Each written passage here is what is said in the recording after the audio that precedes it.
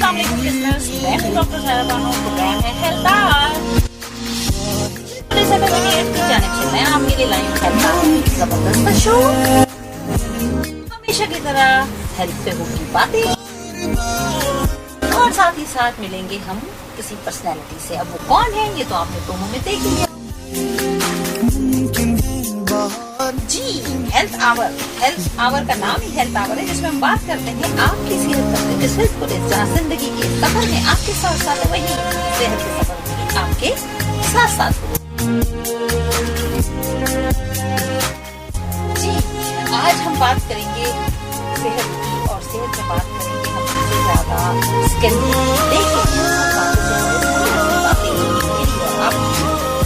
सबसे पहले तो अपने शो में बहुत शुक्रिया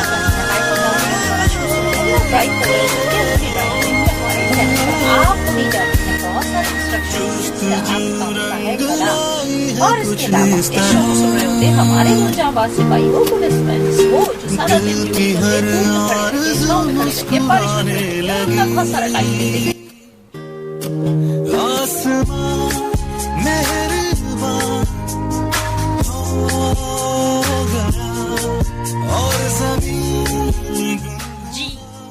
नवंबर का इख्तिताम है, ठंडा ठंडा वेदर स्टार्ट हो गया है और ठंडे ठंडे वेदर के साथ गले भी खराब होते हैं और इसके अलावा नजला जुकाम खांसी भी होता है।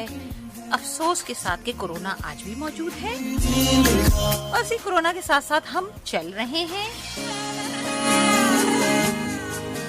और SOPs को फॉलो करते रहें। हाथ अपने सैनिटाइज करते रहें, दिलों में दूरियां ना लाएं, मगर आपस में मिल मिलाप से इज्तिनाब करते हैं क्योंकि कोरोना वाकई डेंजरस है।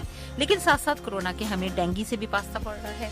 अब कहते हैं कि डेंगू बड़ा साफ सुथरा मच्छर होता है, साफ पानी में पैदा होता है और साफ लोगों को ही काटता है। तो अब क्या कर सकते हैं, अब साफ लोगों के लिए बहुत जरूरी है कि मजीद अपने आप को साफ रखें। अगर पानी खड़ा हुआ है तो उसे ढक दीजिए। खड़ा हुआ पानी से मकसद ये है कि अक्सर घरों में पानी नहीं होता, लोग बकेट भर के रखते हैं। साफ पानी होता है लेकिन खुला हुआ होता है तो मच्छर उसमें पैदा हो जाता है और खैर से ये बड़ा जो है सादतमंद होता है। अर्ली मॉर्निंग उठता है और अर्ली मॉर्निंग लोगों को बाथरूम में काट लेता है, फिर उसको उस बंदे को आम मच्छर काट लेते हैं और इस तरह वो कैरियर बनते चले जाते हैं। तो कोशिश कीजिए कि सब चीजों से बालातर है हमारा निफ्स ईमान, जिसका नाम है सफाई। तो सफाई का ख्याल रखें। सफाई निफ्स ईमान है। अपने ईमान की जो हम दाव पे लगाते हैं उसको दाव पे मत लगाइए और अपने ईमान को सलामत रखिए मुकम्मल, यानी सफाई का भी ख्याल रखें और बाकी सारी चीजें जो हमें ईमान के साथ मुंसलिक है उनका भी ख्याल रखिए।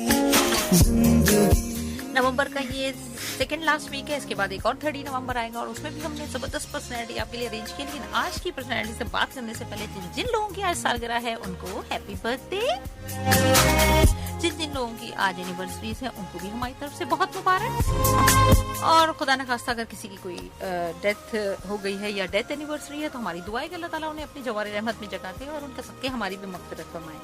जी हाँ, सफाई बहुत ज़रूरी है। सफाई पे हमने बात भी की और हम सफाई के साथ साथ पर्सनल हाइजीन पे भी बहुत फोकस करना चाहिए क्योंकि हमें हमारा मजहब भी इसका दर्ज देता है, साइंस भी हमें यही बताती है और मेरा ख्याल है इंसान होने का तकाजा भी यही है कि हम अपने आप को भी बहुत साफ सुथरा रखें। जी, जो आज का मेरा टॉपिक है वो बड़ा बर्निंग इस तरह से कि लड़के हो या लड़कियां सभी इसके लिए परेशान होते हैं। जी हाँ, एक्नी ये एक ऐसा मसला है, ये एक ऐसी प्रॉब्लम है कि अगर किसी के चेहरे पे दाने हों तो लोग उसे पकड़ के पूछते हैं भाई तुम्हारे चेहरे पे एक्नी है क्यों? अच्छा ये कर लो, अच्छा ये टोटका कर लो, अच्छा जो है वो मास्क लगा लो, ये मास्क लगा लो, फला क्रीम लगा लो। नहीं, आप एक्नी को इतना इजी ना लें। और ये क्यों होती है, ये किस वजह से होती है और इसका एक्चुअल ट्रीटमेंट क्या है, ये हम अपने स्पेशलाइज्ड फील्ड से जिनको हमने आज मदऊ किया है, डॉक्टर हैबा सलीम साहिबा। अस्सलाम वालेकुम। वालेकुम अस्सलाम। डॉक्टर सायरा कैसे? ठीक है अल्हम्दुलिल्लाह। डर्मेटोलॉजिस्ट हैं, एस्थेटिक ट्रीटमेंट करती हैं, बहुत जबरदस्त साफ सा फेस लेके आई हैं, खूबसूरत सा, और आपको भी बहुत खूबसूरत बना देंगी अपनी बातों से भी और अपने टिप्स से भी। एवं पहुंचने में कोई मुश्किल तो नहीं हुई? नहीं, फर्स्ट टाइम ये रूट लिया था तो सिर्फ इसलिए मुश्किल लगा होगा, लेकिन वैसे मुश्किल तो नहीं था मुझे, बट आई एम श्योर कि वो जो गाइडलाइन थी बहुत जबरदस्त होती है। और सबसे बड़ी बात, FM 88.6 इतना फेमस चैनल है कि आप बहुत आराम से पहुंच जाते हैं। सर्चिंग मैप में जाके भी आप हमें कॉल कर सकते हैं 99213663 पर। जी हाँ, डायल कीजिए, हमारा फोन लाइन एक्टिव है और हम आपसे बात करने के लिए भी चैन है। अपने मसाइल पूछिए या फिर हमें आप मैसेज कर सकते हैं 8881 पर। SPF लिखिए, स्पेस दीजिए, पैगाम लिखिए, अपना नाम लिखिए और उसे भेज दीजिए 8881। हम आपके मैसेज की, अपनी कॉलों के मुंतज़िर हैं। लेकिन यहाँ हम हेबा सलीम से बातें स्टार्ट करते हैं। हेबा, बहुत बहुत शुक्रिया शो में आने के लिए। Welcome to the show. FM 88.6 की टीम की जानिब से और अपनी जानिब से मैं आपको बहुत वेलकम करती हूँ।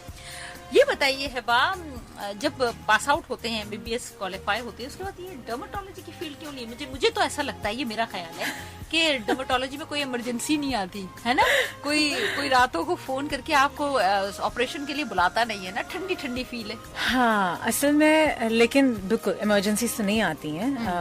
सबसे पहले thank you very much for inviting me for the show as well.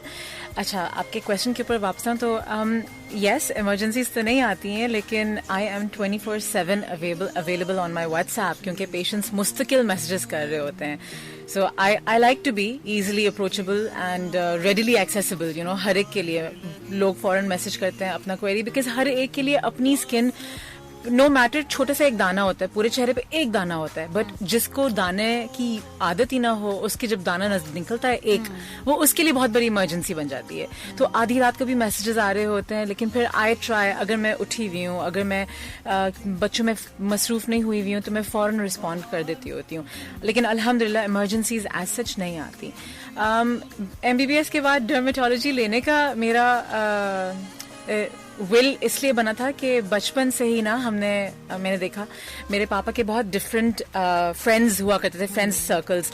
तो उनमें से एक जो थे वो डॉक्टर्स का सर्कल था, और उसमें जो थे एक डर्मेटोलॉजिस्ट थे बैक इन दुबई, जो उस वक्त ऑब्वियसली मेरे पापा के फ्रेंड थे, तो he had an established setup and पूरा उनका अच्छा सा उनका एक सेटअप था, जिसमें उनके रिजल्ट्स में देख रही होती थी, जो हम भी उनके पास जाते थे तो उनके रिजल्ट्स हम देख रहे होते थे, तो मुझे बहुत वहां से इंस्पिरेशन मिलती थी।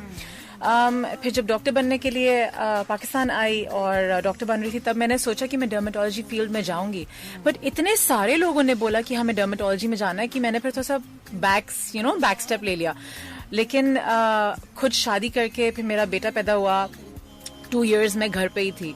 फिर जब 2 years के बाद मैंने वापस RMO शिप ज्वाइन की, तो वहां पर राउंड पे इवन डर्मेटोलॉजिस्ट भी आते थे। तो जैसे ही मुझे पता चला कि डर्मेटोलॉजी में एंट्रेंस टेस्ट ले रहे हैं वो रेजिडेंसी के लिए, डीडर्म के लिए, तो मैंने फौरन उनसे पूछा कि सर क्या मैं कर सकती हूँ ये। उन्होंने मुझे इतना ज्यादा उस पर इनकरेज किया कि मैं फौरन से मैंने अप्लाई किया, और अल्हम्दुलिल्लाह टेस्ट भी अच्छा हो गया। फिर उसके बाद मेरे जो रेजिडेंसी के जो साल थे वो भी इतने अच्छे गुजरे कि मैं खुद अपने मुंह से तो कहूंगी, लेकिन मेरे सुपरवाइजर की मैं फेवरेट स्टूडेंट थी। तो इतना मैं पढ़ लिख कर मैंने बहुत पढ़ाई की है इस पे, और अल्हम्दुलिल्लाह फिर उसके बाद डर्मेटोलॉजिस्ट बन गई। साथ ही साथ मुझे एस्थेटिक्स के भी जो कोर्सेज आ रहे होते थे, मुझे एस्थेटिक्स का भी बहुत शौक था, तो मैंने दोनों फिर साइड बाय साइड करके, और अल्हम्दुलिल्लाह आज मेरा अपना सेटअप है। ऐसा नहीं लगता कि डर्मेटोलॉजी कमाने के लिए बहुत अच्छा जरिया है? आई थिंक कोई भी फील्ड, अगर आप दिल से मेहनत से नाम कमाने के लिए निकलो तो पैसा तो कमा ही लेते हो आप आराम से। इट डजंट मैटर कि वो डर्मेटोलॉजी हो, एस्थेटिक्स हो। मैंने इतने सारे एस्थेटिक फिजिशियंस को जानती हूँ या इवन डर्मेटोलॉजिस्ट को जानती हूँ जो कि नहीं इतना अर्न कर पा रहे, बिकॉज या तो उनके पास टाइम नहीं है इन्वेस्ट करने के लिए इनटू देयर फील्ड, या उनका पैशन नहीं है। आप कुछ भी फील्ड पिकअप कर लो, अगर आपका पैशन होगा उसमें, you will earn from it. तो भले वो एस्थेटिक्स हो या आपका GI हो या GP-शिप हो, आप हर एक चीज में अर्न कर सकते हो। अब वही आते हैं बैक टू द टॉपिक। आज का जो बर्निंग टॉपिक है, बड़ा मसला है यार, ये एक्ने। इतने बच्चे बच्चियां परेशान रहते हैं। हमारे पास बीइंग होम्योपैथ और कपिंग थेरेपिस्ट मेरे पास भी बहुत सारे लोग आते हैं। अल्हम्दुलिल्लाह शिफा तो अल्लाह की अल्हम्दुलिल्लाह और मिलती है। लेकिन एक डर्मा के पास मैंने देखा एक बड़ा वास्ट रश होता है कि भाई उसमें ज्यादातर एक्ने, पिंपल, पिगमेंटेशन, स्कार्स, ये वाले पेशेंट्स होते हैं। बिल्कुल आप सही कह रही हैं। देखिए असल में क्योंकि आप एज सुन एज आपकी कोई नजर पड़ती है किसी भी नए बंदे के ऊपर, तो आप सबसे पहली चीज जो देखते हैं या तो उसके बाल देखते हैं, या तो उसका चेहरा देखते हैं, या तो उसके कपड़े या उसके जूते देखते हैं। फर्स्ट अपीयरेंस पे आपको यही 4 चीजें नजर आती हैं, इसके अलावा आपको कुछ नजर नहीं आता। तो आपके फर्स्ट अपीयरेंस पे अगर आपके मुंह पे, मेरे मुंह पे अगर होंगे 4-5 दाने भी, तो मैं बहुत, मेरे कॉन्फिडेंस पे मार पड़ेगा। मैं इतना ज्यादा कॉन्फिडेंटली शायद उस दिन तैयार होके बाहर नहीं जा पाऊंगी। रिगार्डलेस किसी को लगेगा कि नहीं आप तो बड़ी अच्छी लग रही हैं, लेकिन मुझे खुद को मेरा कॉन्फिडेंस अगर नहीं होगा, मैं जितनी भी अच्छी लग रही होंगी, मैं उस दिन कॉन्फिडेंटली अपना दिन नहीं गुजार पाऊंगी। यही वजह है जो इतने सारे लोग आ रहे होते हैं कि आपको उनको देखकर नहीं लग रहा होता कि इतना बुरा उनका केस है, लेकिन उनको खुद को, अपने आप को स्क्रूटनाइज करते वक्त बहुत गंदा लग रहा होता है, एंड वही उनके कॉन्फिडेंस पे मार कर रही होती है। That is the only reason कि एक्ने इतना ज्यादा जो है प्रेजेंट करता है, कि होती तो है, बहुत सारे लोगों को होती है, इट्स वेरी कॉमन, और वो ये प्यूबर्टी में भी होती है, फिर एडल्ट एक्ने भी होती है। लेकिन आपकी जब कॉन्फिडेंस पे मार हो रहा होता है, फिर उसके लिए आप जिद्दोजहद तो करना चाहोगे। बिल्कुल आप सही कह रही हैं, क्योंकि मेरे पास एक अभी रिसेंट केस आया था और उसकी मदर ने मुझे बताया कि ये फुल टाइम बस मास्क ही पहने रहती है कि कहीं कोई मेरे दाने ना देख ले। हाँ। और इस मास्क ने जो है ना दाने बहुत बढ़ाए। बिल्कुल बिल्कुल बिल्कुल बढ़ाए। एक तो इसको मैकेनिकल एक्ने कहते हैं, जो मास्क की वजह से, ये उसमें बहुत ज्यादा आए थे जब कोविड शुरू हुआ था। तो शुरू में एकदम बहुत ज्यादा, और उस वक्त तो क्लिनिक्स भी आप इतना, उस वक्त बैन था, तो उस वक्त ऑनलाइन कंसल्टेशंस इस तरह से एक्ने से भरा हुआ था कि भाई हम तो मास्क पहन रहे हैं और एक्ने निकल रहा है। लेकिन खैर हर एक का एक ट्रीटमेंट हम चलते एक शॉर्ट सा टिप बता दीजिए कि मास्क को अवॉइड करके एक्ने से कैसे बचा जाए। देखिए मास्क अगर आप फिर भी, जैसे कोविड तो अभी भी है और रिक्वायर्ड होता है, बिल्कुल डोमिन मॉल आप चले जाए वहाँ पर भी रिक्वायर्ड होता है। लेकिन अगर आप मास्क के अंदर जो है थोड़ा सा एक केराटिलिटिक स्प्रे कर देना, कोई सैलिसिलिक एसिड का स्प्रे आ गया, कोई एस्ट्रिंजेंट स्प्रे कर दें, तो काफी हद तक वो आपकी एक्ने को थोड़ा सा कॉम्बैट करने की कोशिश करता है। पर्स वाली एक्ने होती है या बहने वाली होती है, तो मैं तो उनसे कहती हूँ कि आप घंटे से मास्क चेंज करें अपना। मास्क चेंज करना बहुत जरूरी है। मैं तो ये लोगों को बोलती हूँ कि आप जो एक पहन लिया वो पूरा हफ्ता चलता है। हाँ, ये तो इवन वो क्लॉथ वाले आ गए हैं। अब क्लॉथ वाले को डेफिनेटली आप धोएंगे तो सही, लेकिन फिर भी उस दिन और 2 दिन और तीसरे दिन तो आप वही वाला यूज कर रहे होंगे। तो धोने के बाद भी आप देखो, कभी खुदा न खास्ता आपके डिटर्जेंट उसमें जरा सा भी रह गया, या आपने उसको धूप में सुखाया भी है, तो वो भी तो डर्ट लग रही है। बिल्कुल बिल्कुल स्टरलाइज तो नहीं हुआ। बिल्कुल बिल्कुल। तो ये, बल्कि इससे तो बेहतर है आप सर्जिकल मास्क यूज करें और उसमें या तो आप ये स्प्रे कर लें या फिर चेंज करते रहें। आपकी एक्नी से ज्यादा महंगा नहीं है। तो बेसिक टिप तो ये हो गया। अब ये बताइए कि अगर प्यूबर्टल एक्नी से हम बात करते हैं, या बच्चियां 17-18 या 13-14 साल की उम्र से ये प्रॉब्लम शुरू हो जाता है, जिसके साथ और भी हार्मोनल इम्बैलेंसिंग होती है, कैसे बचा जाए? क्या बेसिक टिप हो जिसको छोड़ दिया जाए? क्या खाना पीना फास्ट फूड बंद कर दें? असल में इट्स नॉट जस्ट खाना पीना एंड फास्ट फूड। देखिए प्यूबर्टी में तो डेफिनेटली आएगा, क्योंकि वहीं पे आपके एंड्रोजन्स सारे अब अचानक निकलने शुरू हो जाते हैं, राइट? तो आप बंद ना करें, लेकिन देख लें अगर आपको लगता है कि आपको हाई ग्लाइसेमिक इंडेक्स फूड्स के साथ हो रहा है एक्नी, क्योंकि इसका भी एक रोल होता है, तो आप डेफिनेटली अपने हाई ग्लाइसेमिक इंडेक्स फूड्स को रोक लें। कार्बोहाइड्रेट्स अगर आपको महसूस हो रहा है कि आप जहां आलू चावल पास्ता खा रहे हैं, आप उसको रोक कर देख लें। हर कोई रोकेगा तो मतलब 100% लोगों को फूड्स नहीं अफेक्ट करते, लेकिन जिसको कर रहा है डेफिनेटली वो अपनी डाइटरी लाइफस्टाइल जो है मॉडिफाई करे, उसको ज्यादा बेहतरी उसमें दिखेगी। ये प्रोग्राम सिंध पुलिस FM 88.6 की जानिब से आपके खिदमत में पेश किया जाता है। आपके सफर में आपके हम सफर, साथ साथ आप हमें मैसेज भी कर सकते हैं 8881 पर। इसके अलावा आप हमारे साथ जो है ज्वाइन हो सकते हैं कॉल पर 99213663। मोबाइल से अगर डायल कर रहे हैं तो कोड नंबर जरूर डायल कर लीजिए, 021 कराची का कोड है। हम और आप साथ साथ बैठे हैं, आपके मसाइल पे बात हो रही है। स्किन बहुत खतरनाक मामला है, बहुत लोगों के सवालात हैं, तो जल्दी से अपना मोबाइल उठाइए और मैसेज कीजिए, हम आपके मैसेज के मुंतजर हैं। डॉक्टर अब्बास सलीम हमारे साथ मौजूद हैं, डर्मेटोलॉजिस्ट हैं, एस्थेटिक हैं, और हम जो हैं उनके साथ साथ ये प्रोग्राम ले रहे हैं।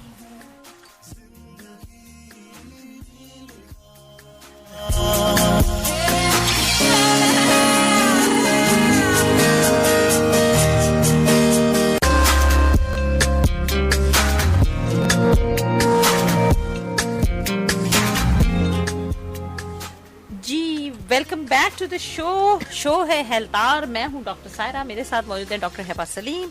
आप हैं डर्मेटोलॉजिस्ट, एस्थेटिक और बहुत सारे काम करती हैं, चेहरों को अच्छा बनाती हैं, अपना चेहरा भी बड़ा खूबसूरत रखा है। खूबसूरत डॉक्टर लोगों को खूबसूरत बनाने वाली, और डर्मेटोलॉजी या स्किन के हवाले से जो है जितने प्रॉब्लम्स हैं आज हम आपसे डिस्कस करेंगे। प्रोग्राम में आप हमारे साथ शामिल हो सकते हैं 8881 पर मैसेज करके, या फिर आप हमें डायल कर सकते हैं 9921-3663 पर। और जो है हम आपकी कॉल भी लेंगे, डायरेक्ट डॉक्टर से बात भी कराएंगे और अपने मसाइल आप पूछ सकते हैं। डॉक्टर साहब बहुत बहुत शुक्रिया एक बार फिर हमारे शो में आने के लिए, हमारे चैनल पे आने के लिए और हमारे लोगों को इतना सारा टाइम देने के लिए। अभी हम जैसे बात कर रहे हैं आपसे, तो हमें बताइए स्किन इस मौसम में, चेंजिंग वेदर में स्किन एलर्जीज बहुत ज्यादा होती हैं, रैशेस हो गए, रेडनेस हो गई, कोई किसी भी तरह से अगर एक्नी की ऑलरेडी पेशेंट हैं तो वो भी बहुत ज्यादा आगे बढ़ जाती है, और कुछ ट्रायंगुलर पोर्शन पे पसीना भी बहुत आता है। तो उनका कोई ऐसा टिप हमें बताइए इजी, जिससे लोग जो हैं ये बढ़ते हुए मौसम में ड्राइनेस में अपने स्किन को कवर या बेहतर रख सकें। आपने 3 चीज़ों की बात की। आपने बात किया सबसे पहले कि एक्जिमा एलर्जीज जो है एग्रीवेट हो जाती हैं, बिल्कुल, क्योंकि विंटर सीजन में ड्राइनेस ज़्यादा हो रही होती है। एक्जिमा और एलर्जीज के लिए ड्राइनेस ही बहुत बड़ा एक रोल प्ले करता है कि उसको एग्रीवेट कर रहा होता है, एलर्जीज एंड एक्जिमा को। तो उसमें आपको मॉइस्चराइजिंग, अपना हाइड्रेशन स्किन की और मॉइस्चराइजिंग प्रॉपर्टी वाली कोई भी मॉइस्चराइजर यूज़ करना बहुत ज़रूरी है। इसके साथ साथ आप इवन जो बहुत हार्श किस्म के सोप्स होते हैं उसको अवॉइड करें, क्योंकि ऑब्वियसली इंसान वॉशरूम जाएगा, इस मौसम में तो आपको जाने की जरूरत पड़ जाती है। आप पानी पिए या ना पिए, आपकी फ्रीक्वेंसी भर जाती है, तो आपके हाथ ज्यादा धुल रहे होते हैं। लेकिन आप कोई मॉइस्चराइजिंग सोप यूज करो हैंड्स वॉश करने के लिए, और फौरन से ही मॉइस्चराइजर कोई लगाएं ताकि आपकी ड्राइनेस ना हो। सबसे ज्यादा हैंड्स में आ रहा होता है इस मौसम में या पाँव में। इसके अलावा आपने कहा एक्नी भी खराब हो जाती है, इसलिए क्योंकि एक तो ड्राइनेस है, जितनी भी एक्नी टारगेटिंग ट्रीटमेंट्स हैं वो सब स्किन को ड्राई कर देती हैं। तो जब स्किन को वो ड्राई कर रही होती हैं और ऑलरेडी आपकी ड्राइनेस तो शुरू हो ही गई है मौसम में, आप अपनी मॉइस्चराइजिंग उतना नहीं कर रहे होते, वो आप इंसान भूल जाता है। तो लोग इतना मॉइस्चराइजर की तरफ नहीं जा रहे होते, अपने रेगुलर एक रूटीन फॉलो कर रहे होते हैं, जिसके वजह से फिर उनका ड्राइनेस ज्यादा शुरू हो जाती है। उनकी जो एक स्किन बैरियर जो है वो बैरियर ब्रेक हो जाती है, खराब हो जाती है। वो बैरियर जब आपकी ब्रेक हो जाती है, आपकी एक्नी भी ज्यादा हो रही होती है, आपको इरिटेशन भी ज्यादा फिर हो रही होती है। तो इसमें फिर आपका दोनों चीजें एग्रीवेट हो रही होती हैं, पेशेंट्स पे ज्यादा इसमें डिसहार्ट होके आ रहे होते हैं। तो बेसिकली अपना मॉइस्चराइजिंग अच्छा रखना है और हाइड्रेशन अच्छा रखना है, और बैरियर को इंटैक्ट रखवाने के लिए मॉइस्चराइजर का इस्तेमाल बहुत अच्छा है। बिल्कुल अच्छी क्वालिटी के अच्छे मॉइस्चराइजर यूज करें ताकि आपकी स्किन हेल्दी और फ्रेश भी रहे। और जो ड्राइनेस की बात की, तो सर्दियों में वैसे ही पानी का इंटेक कम हो जाता है, जिसकी वजह से हमारी स्किन की हाइड्रेशन कम होती चली जाती है। अच्छा देखिए, एक पर्सनैलिटी जब आती है तो उसका हम अपीयरेंस, जैसे आपने भी कहा कि फेस देखते हैं, बाल देखते हैं, नाखून होते हैं, या फिर बाकी चीजें अब तो सेकेंडरी हो जाती है। ये तो 3 चीजें होती हैं अपीयरेंस में। सबसे ज्यादा बाल, और बालों में हेयर फॉल, और इस वेदर में बेइंतहा हेयर फॉल है, इसकी भी वजह बताइए। हेयर फॉल का इतना वेदर के साथ मैं शायद नहीं बोलूंगी आपको बहुत ज्यादा होता है, लेकिन यस, हेयर फॉल वैसे भी थ्रू आउट द ईयर बहुत आ रहा होता है। हेयर फॉल के तो बहुत सारे वजूहात हैं, लेकिन अब जैसे कि आजकल डेंगू, कोविड भी हो रहा है, और इस तरह के जो इलनेसेस, वायरल इलनेसेस हो रहे हैं, तो वायरल इलनेस के 1 से 3 महीने बाद शुरू होता है बहुत ज्यादा हेयर फॉल, जिसको हम कहते हैं टेलोजन एफ्लूवियम। वो टेलोजन फेज में जितने भी बाल होते हैं वो सारे जो हैं गिरने शुरू हो जाते हैं, और पेशेंट बाकायदा सोचता है आके, जो इनके हर पेशेंट की यही अल्फाज होते हैं, मैं गंजी हो रही हूँ या मैं गंजा हो रहा हूँ। तो ये तो बहुत ज्यादा एक कॉमन प्रेजेंटेशन है थ्रू आउट द ईयर। इसके अलावा due to hormones even male pattern hair loss या फीमेल पैटर्न हेयर लॉस भी आ रहा होता है। इन सब की लेकिन ट्रीटमेंट्स ऑब्वियसली थोड़ी सी मुख्तलिफ होती हैं। खास तौर पे जैसे कि टेलोजन एफ्लूवियम हो गया, इसमें तो आप इट्स सेल्फ लिमिटिंग, आप इसमें कोई ट्रीटमेंट दे भी नहीं सकते हो। लेकिन पेशेंट जो है ना थोड़ा सा ज्यादा डिसहार्ट हो रहा होता है इस बात पे कि मतलब मैं क्या, हाँ मैं फिर क्या करूं, अब मैं तो गंजा हो रहा हूँ या मैं गंजी हो रही हूँ। तो इसमें काउंसलिंग बहुत बड़ी एक रोल प्ले करता है कि आपको काउंसलिंग अपनी अच्छी करनी होती है पेशेंट्स के साथ, ताकि पेशेंट कम से कम उसको पता हो कि हाँ ठीक है, इतने टाइम तक गिरेंगे, उसके बाद वापस से शुरू होने शुरू हो जाएंगे। लेकिन यहाँ हमने देखा है हमारे पास, और स्पेशली हम अपने जो जवान हैं जिनका ये स्पेशली डेडिकेटेड चैनल है सिंध पुलिस, और हमारी पुलिस जो आपको पता है हमारी मुहाफिज है, और हमारे लिए दिनों रात जो है वो रोडों पे अपना जो है टाइम देते हैं, स्पेशली ट्रैफिक पुलिस के हवाले से अगर हम बात करें तो वहाँ पर भी, और जनरली भी मर्दों के अंदर हम देख रहे हैं कि गंजपन, हेयर लाइन का पीछे चला जाना, ये चीज़ें बड़ी कॉमन हो रही हैं। वही है ना, male pattern hair loss, sorry, male pattern hair loss. इन लोगों का जो आप स्पेशली जो पुलिस वाले जो होते हैं, इन लोगों का तो एक और एग्रीवेटिंग फैक्टर आ गया कि वो टोपी पहनते हैं, तो उसकी वजह से फ्रिक्शनल एलोपेशिया जो मुस्तिकल पहना हुआ है, मैकेनिकल जिसे कहते हैं, उसके वजह से आपका ट्रॉमा पड़ रही होती है बालों पे, तो उसकी वजह से भी हेयर लॉस हो रहा होता है। दोनों चीजें साथ में भी आ सकती हैं, मेल पैटर्न किसी एक बंदे को हो और साथ में उसका ये एग्रीवेटिंग फैक्टर भी हो, तो उसका हेयर फॉल मजीद उसको दुगना महसूस हो रहा होता है। मेल पैटर्न हेयर फॉल के लिए तो काफी अब ट्रीटमेंट्स हमारे पास आ गए हैं, बल्कि इनफैक्ट इवन एस्थेटिक ट्रीटमेंट्स भी हेल्प करते हैं हेयर फॉल को रोकने से in male pattern hair loss. तो बस ये है कि हर ट्रीटमेंट के साथ आपको पेशेंट को काउंसल करना बहुत जरूरी होता है, क्योंकि पेशेंट वाकई नहीं सोच पाता कि मेरे साथ ऐसा क्यों हो रहा है। वो इन दी एंड भी यही बोलता है, लेकिन मेरे साथ हो क्यों रहा है। तो इसमें बस एक ये है कि पेशेंट्स अच्छी तरीके से समझें अपने डॉक्टर को, और जिस तरह का डॉक्टर ट्रीटमेंट प्लान लिख के दे, टेलोजन फ्लूवियम में अगर नहीं लिख के दे, लेकिन अगर एंड्रोजेनेटिक एलोपेशिया में लिख के दे रहा है और आपको समझा भी रहा है, patients need to follow that थोड़े पेशेंस के साथ, कि वो 3 महीने के साथ, हाँ, थोड़ी जेब की भारीपन के साथ जरूर फॉलो करें इन ट्रीटमेंट को। साथ रहिए हमारे, सुनते रहिए सिंध पुलिस FM 88.6। मैं हूँ डॉक्टर सायरा, मेरे साथ मौजूद है डॉक्टर हिबा सलीम। ये प्रोग्राम है हेल्थ आवर, जो आपके लिए हर बुध वाले दिन 11 बजे से 1 बजे तक पेश किया जाता है।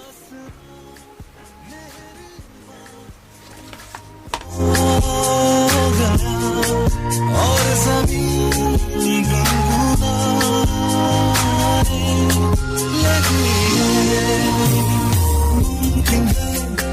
मुमकिन है बाहर, मुमकिन है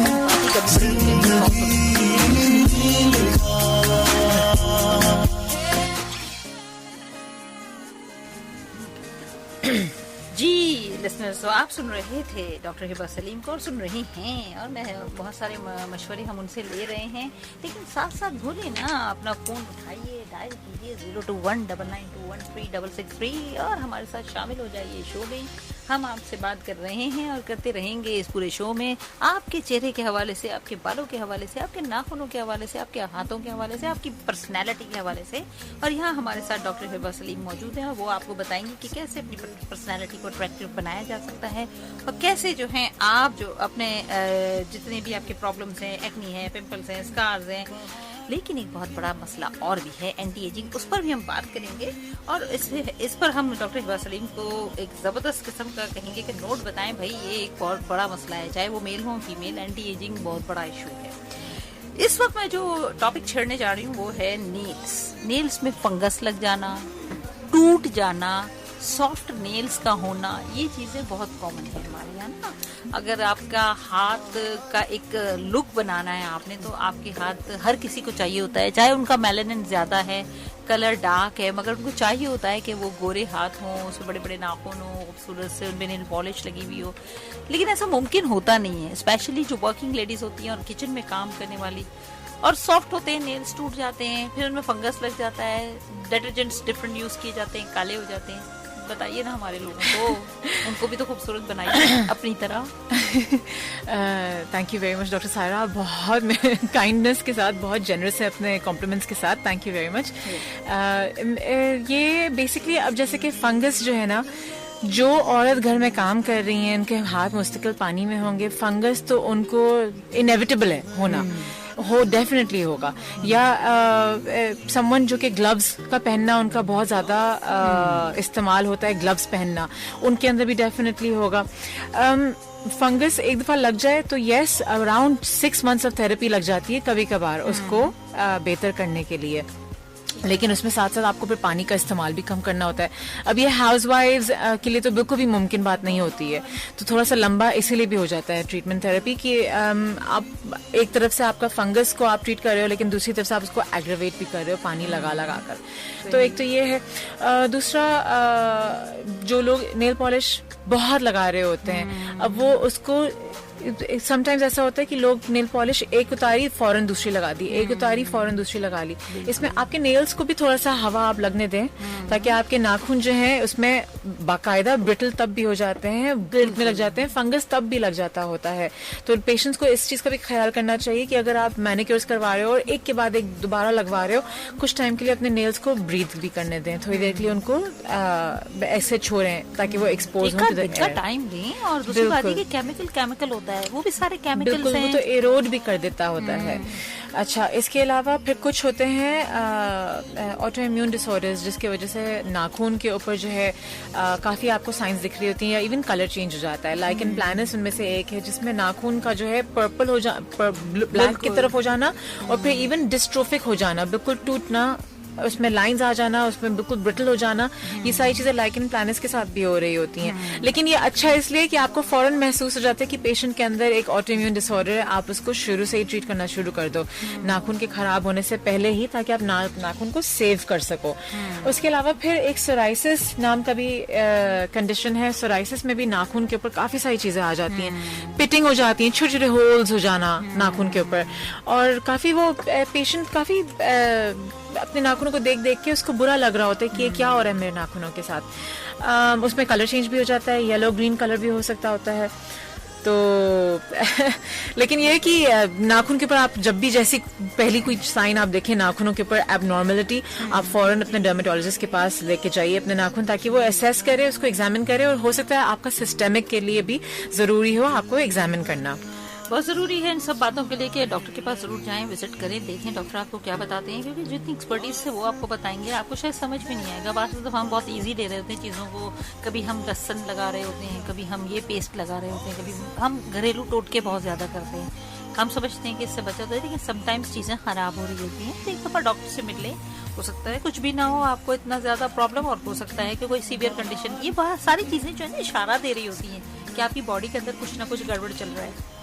उस गड़बड़ को दूर करने के लिए ही अल्लाह ताला ने दुनिया में मसीहा भेजे हैं, और मसीहाओं में जो है वो डर्मेटोलॉजिस्ट भी बहुत बड़ा काम कर रहे हैं। और इंशाल्लाह ताला वैसे तो हमारी दुआ है किसी को कोई चीज़ की ज़रूरत ना हो और सारी कौम सेहतमंद रहे, मगर फिर भी अगर आप समझते हैं कि आपके साथ ये मसाइल हैं, आज हमने सारी वही बातें की हैं जो बड़ी दुखती लगी हैं, चाहे बाल हो, चाहे नाखून हो, चाहे पिंपल्स हो, चाहे स्किन हो, चाहे सारी बातें हों, वो बड़ी दुखती लगी हैं।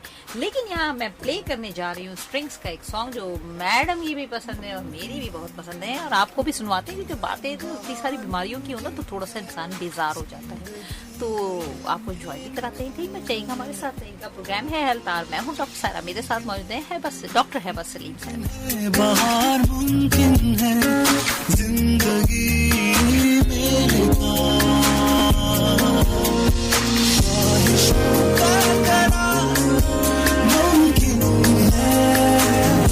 मुमकिन है एक नई बात।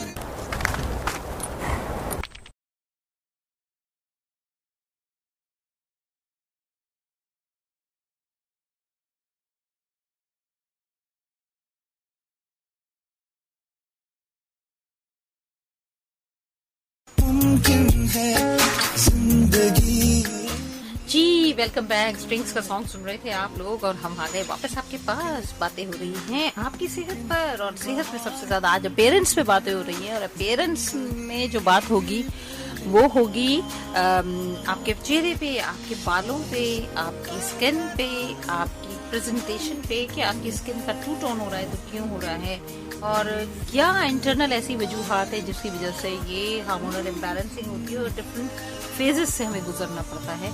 अच्छा, जहाँ हमने नेल्स पे बात की, डॉक्टर शहबाज सलीम हमारे साथ मौजूद हैं, हम बात कर रहे हैं उनके साथ, और आपका ताल्लुक वैसे तो आप डर्मेटोलॉजिस्ट और एस्थेटिक्स हैं, लेकिन आप हमें जर्नल टिप्स भी बहुत अच्छे देंगी। आप हमें तो ये बताइए कि ये जो स्किन के डॉक्टर एक प्रिस्क्रिप्शन पढ़ाते हैं, कि लंबा सा प्रिस्क्रिप्शन होता है जब डॉक्टर के पास जाते हैं, उस प्रिस्क्रिप्शन की कॉस्ट बहुत ज़्यादा होती है वहाँ, और अक्सर लोगों का ट्रीटमेंट इसीलिए अधूरा रह जाता है कि वो कहते हैं कि डर्मेटोलॉजिस्ट वाले जो है ना बहुत लंबे लंबे प्रिस्क्रिप्शन लिखते हैं, और वो कॉस्टली भी बहुत होते हैं, जिसकी वजह से अफोर्ड नहीं कर पाते, एक मिडिल क्लास नहीं कर पाता, और आजकल की महंगाई में तो वैसे भी। तो इसका क्या सोल्यूशन? मैं आपकी बात से पूरा अग्री करती हूँ, लेकिन अपने मुंह नहीं, अपने मुंह मियां मिट्ठू नहीं अपने मुंह मियां मिट्ठू नहीं बनना लेकिन फिर भी मैं ये बात बोलूंगी कि इन जनरली मेरी प्रिस्क्रिप्शन जो है लिटरली शुरू से लेके एंड तक शायद सिर्फ 4 प्रोडक्ट्स होते हैं, और शायद मैक्सिमम बहुत हद से भरकर आपको बोल रही हूँ तो शायद 3 या 4,000 का वो उनको पूरा पड़ता है महीने के लिए, या उससे ज्यादा के लिए भी अगर वो यूज करना चाहें। जैसे कुछ फेस वॉशेस होते हैं जो 450 रुपए के, और आप उसको 1.5 से 2 महीना भी चला सकते हो। तो अल्हम्दुलिल्लाह मैं कोशिश करती हूँ इस बात की, मेरे पास जितने भी फार्मा रेप्स आते हैं मैं उनको यही बोल रही होती हूँ कि भाई मुझे महंगी प्रोडक्ट्स नहीं बताना, पेशेंट नहीं खरीदेगा, मेरा ट्रीटमेंट अधूरा रह जाएगा। तो मुझे जो है जो ज्यादा महंगे ना हो मैं वो लिख के देना चाहती हूँ। मेरे पेशेंट्स भी इस बात पे बहुत ग्रेटफुल होते हैं कि मैं काफी अफोर्डेबल प्रोडक्ट्स लिख के दे रही होती हूँ। एंड इनफैक्ट मेरी एक फ्रेंड, बिल्कुल शुरू की बात है, मेरी एक फ्रेंड आई मेरे पास ट्राई करने के लिए, मुझे कहती है भाई तुम सुना है तुम डर्मेटोलॉजिस्ट हो तो चलो मैं तुम्हें भी ट्राई कर लेती हूँ, मैं तो बहुत सारे डर्मेटोलॉजिस्ट के पास जा चुकी हूँ। जब वो मुझसे प्रिस्क्रिप्शन लेके गई मुझे वापस मैसेज बोलती है सुनो ये क्रीम क्या वाकई इफेक्टिव होगी, ये तो सिर्फ 80 रुपीज की है। ये उस वक्त की बात है जब शुरू 5 years ago की बात है। तो उसने यही कहा कि भाई सारे डर्मेटोलॉजिस्ट तो इतने महंगे ट्रीटमेंट्स लिख रहे होते हैं, तुमने इतना सस्ता लिखा, इस बात का शुक्रिया। तो इस बात को मैं बहुत एग्री करती हूँ कि आप देखें, ये एक चीज होती है, आपका अगर प्रोडक्ट्स बहुत महंगे होंगे, ये मेरे साथ भी हो चुका है। मैं भी एक दफा एक डर्मेटोलॉजिस्ट के पास गई थी, वो कुछ शुरू पहले before I became a dermatologist. मेरा ट्रीटमेंट बालों का और चेहरे का दोनों मिला के उस वक्त जो मैंने प्रोडक्ट्स खरीदे थे, it was 35,000। Oh my God. ये मैं बात कर रही हूँ जिस वक्त मेरा बेटा 1 साल का था, 8 years ago, 8 years ago मुझे 35,000 का ट्रीटमेंट्स उन्होंने प्रोडक्ट्स हाथ में पकड़ाए थे, एंड मैंने खरीदे भी थे, लेकिन मैंने कभी इस्तेमाल नहीं किया क्योंकि आई वाज सो डिसहार्टेंड कि अब ये खत्म होगा तो इसके बाद मुझे दोबारा से 35,000 की ही चीजें खरीदनी पड़ेंगी।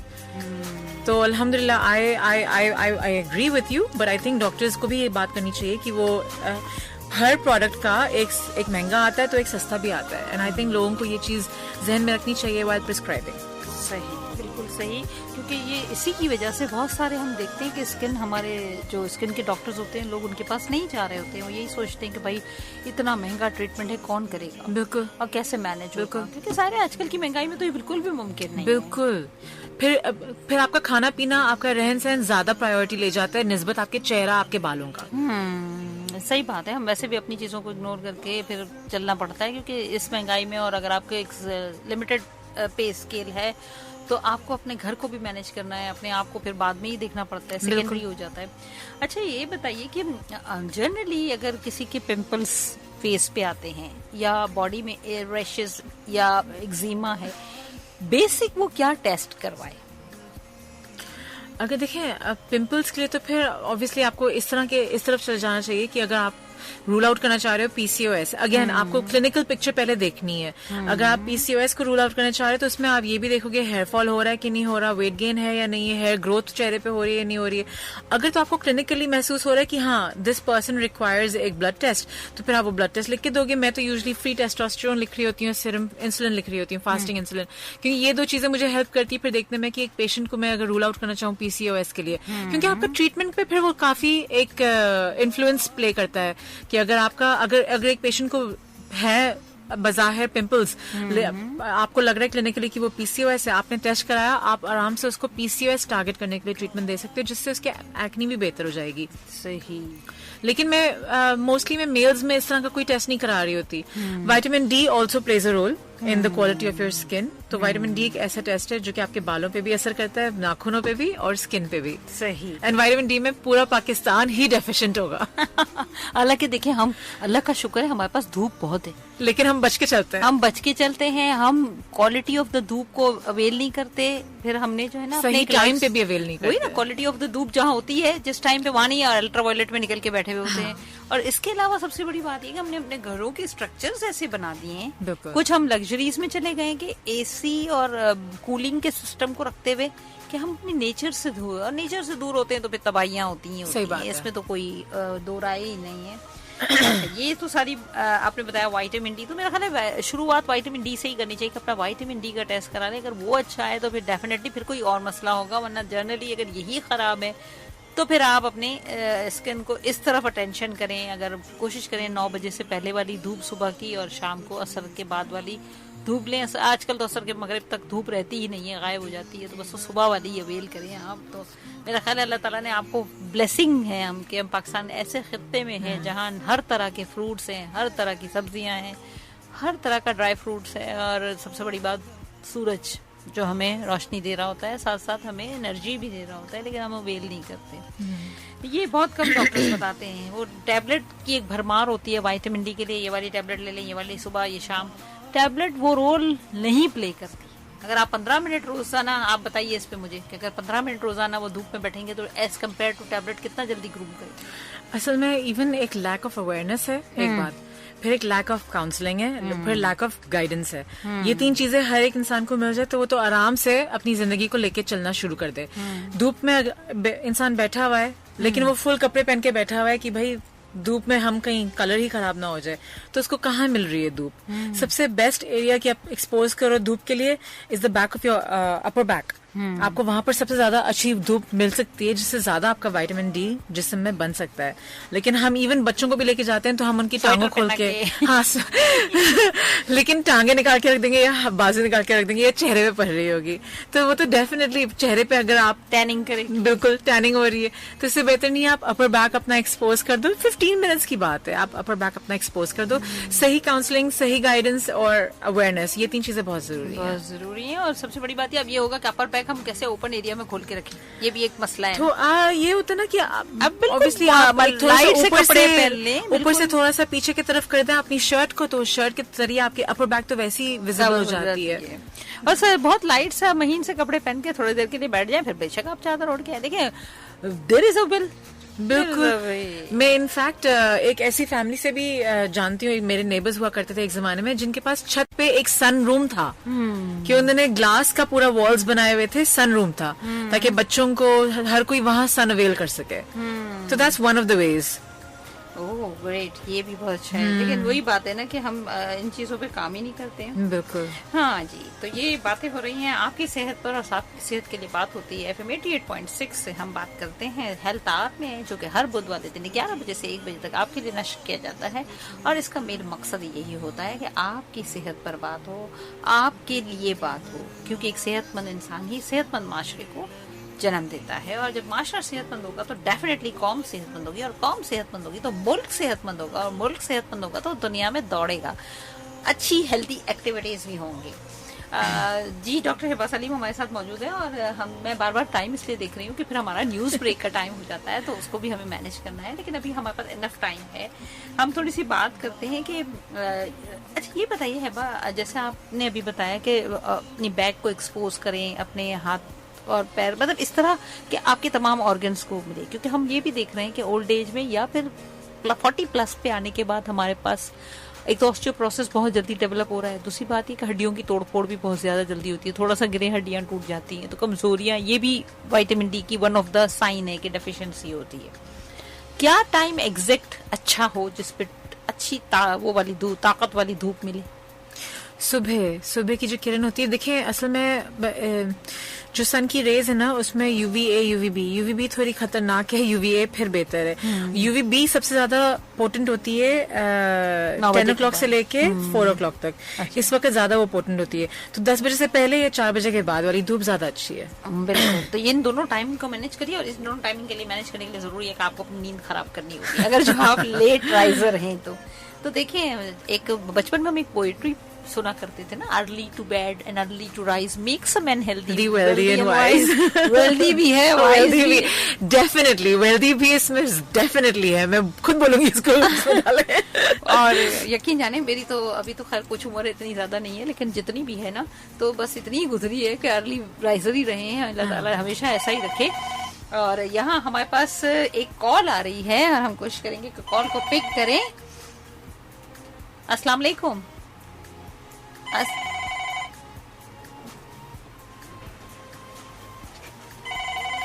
अस्सलाम वालेकुम। अस्सलाम वालेकुम। अस्सलाम वालेकुम। वालेकुम सलाम। कौन साहब, कहाँ से बात कर रहे हैं? मैं नीरज से बात कर रहा हूँ। जी बिल्कुल, ये तो FM 88.6 का ऑफिस है और यहाँ पर हम शो कर रहे हैं और बात हो रही है डर्मेटोलॉजिस्ट की। अगर आपने कुछ बात करनी है तो बताएं। चले, ये तो मेरा ख्याल है DIG साहब की कॉल आ गई है यहाँ पे, अच्छी बात है। चले, हमारे शो में शुरुआत हुई कॉलों की और यहाँ हम चेक करते हैं अपने मैसेज लॉग को भी, और मुझे मेरे जो एक्सपर्ट है वो बताएंगे कि अभी थोड़ा सा ही टाइम रह गया है हमारे न्यूज ब्रेक में, तो मैं एक सॉन्ग प्ले कर दूं और इसके साथ साथ फिर हम न्यूज ब्रेक पे चले जाएंगे। हमारे पास बसूरी का एक सॉन्ग मैडम ने मुझे निकलवाया है और वो क्या है, प्यार करो, स्ट्रिंग्स का अच्छा, प्यार हो करो गया। और कोक स्टूडियो का बसूरी। हाँ, कोक स्टूडियो बसूरी, तो ये मैं लगा रही हूँ बसूरी। देखते हैं, आप लोग भी सुनिए, मैं भी सुनती हूँ, एंजॉय करते हैं। कहीं मत जाइएगा, हमारे साथ रहिएगा। प्रोग्राम है हेल्थार, मैं हूँ डॉक्टर सायरा, मेरे साथ मौजूद है डॉक्टर हेबा सलीम और बातें हो रही हैं स्किन पर। मुमकिन है जिंदगी में। जी वेलकम बैक। आप सुन रहे थे बसूरी ना? बसूरी। मैंने फर्स्ट टाइम सुना ये सॉन्ग, नो डाउट अच्छा सॉन्ग है और अच्छी कंपोजिशन भी है उसकी, म्यूजिकल वो भी, टेस्ट आपका माशाल्लाह बहुत अच्छा है। Thank you. आइंदा आपसे टिप लिया करूंगी मैं, क्योंकि मैं इस मामले में डफर हूँ बहुत ज्यादा। अच्छा जी, हम बातें ना सिर्फ चेहरा खुश अच्छा और शादाब रखने के लिए बहुत जरूरी है कि मुस्कुराना भी चाहिए ना। बिल्कुल। देखिए, पता है स्ट्रेस का बहुत ज्यादा इन्फ्लुएंस होता है, आपका मूड जिस तरह का है उसका बहुत इन्फ्लुएंस होता है आपके चेहरे के ऊपर, आपके स्किन के ऊपर, आपके बालों के ऊपर भी, आपके जिस्मानी के ऊपर भी, बल्कि इनफैक्ट बहुत ज्यादा आपका दिमाग जिस तरह का है, आपका मूड जैसा है, आप उस बहुत इफेक्ट करता है आपकी स्किन के ऊपर। तो इवन के ये तो बात मैं कहती भी रहती हूँ क्लिनिक के अंदर, आप जितना मुस्कुराते हैं, जितना आप स्ट्रेस को थोड़ा सा वेंट आउट किसी और तरीके से, किसी कंस्ट्रक्टिव तरीके से वेंट आउट करो स्ट्रेस को, ताकि आपके चेहरे पे इतना उसका स्ट्रेस का बैड इन्फ्लुएंस ना आए। तो इसमें खैर मैं भी मुस्तकिल मुस्कुराती रहती हूँ, हंसती रहती हूँ, माशाल्लाह इतनी प्यारी स्माइल है, चेहरे के ऊपर एक ग्लो आ जाता है। बिल्कुल। और आपके साथ साथ अभी हम अगले हफ्ते में जो है ना डेंटिस्ट को भी बुलाएंगे, क्योंकि चेहरा तो अच्छा हो जाए, अगर दांत बुरे हो, और जो बच्चे गंदे बच्चे जो है ना वो पान गुटखा झालियां खाते हैं ना, तो उनके लिए तो पिछले हफ्ते हमारे पास ENT आए थे, तो हमने कहा उनसे भी, लेकिन वो भी बेचारे घबरा के भाग गए। मैंने उनसे कहा रेजोल्यूशन पास करें डॉक्टर साहब ऐसा कि लड़के लड़की वाले जब लड़का देखने जाए और अगर वो पान गुटखा छालिया खाते उसको रिजेक्ट कर। सही बात मैंने है। ऑन एयर जो है एक प्रोग्राम में कहा भी था और उसमें बड़ा परेशानी हो गई थी कि भाई ये बहुत बड़ा आपने सवाल उठाया। मैंने कहा नहीं, मैं अपनी कम्युनिटी से रिक्वेस्ट करती हूँ कि ये काम करना चाहिए, इस पे हम बात करेंगे, लेकिन अभी हम जाएंगे न्यूज ब्रेक की तरफ। कहीं मत जाइएगा, हमारे साथ रहिएगा। प्रोग्राम है हेल्थार, मैं हूँ डॉक्टर सायरा, मेरे साथ मौजूद है डॉक्टर हेबा सलीम।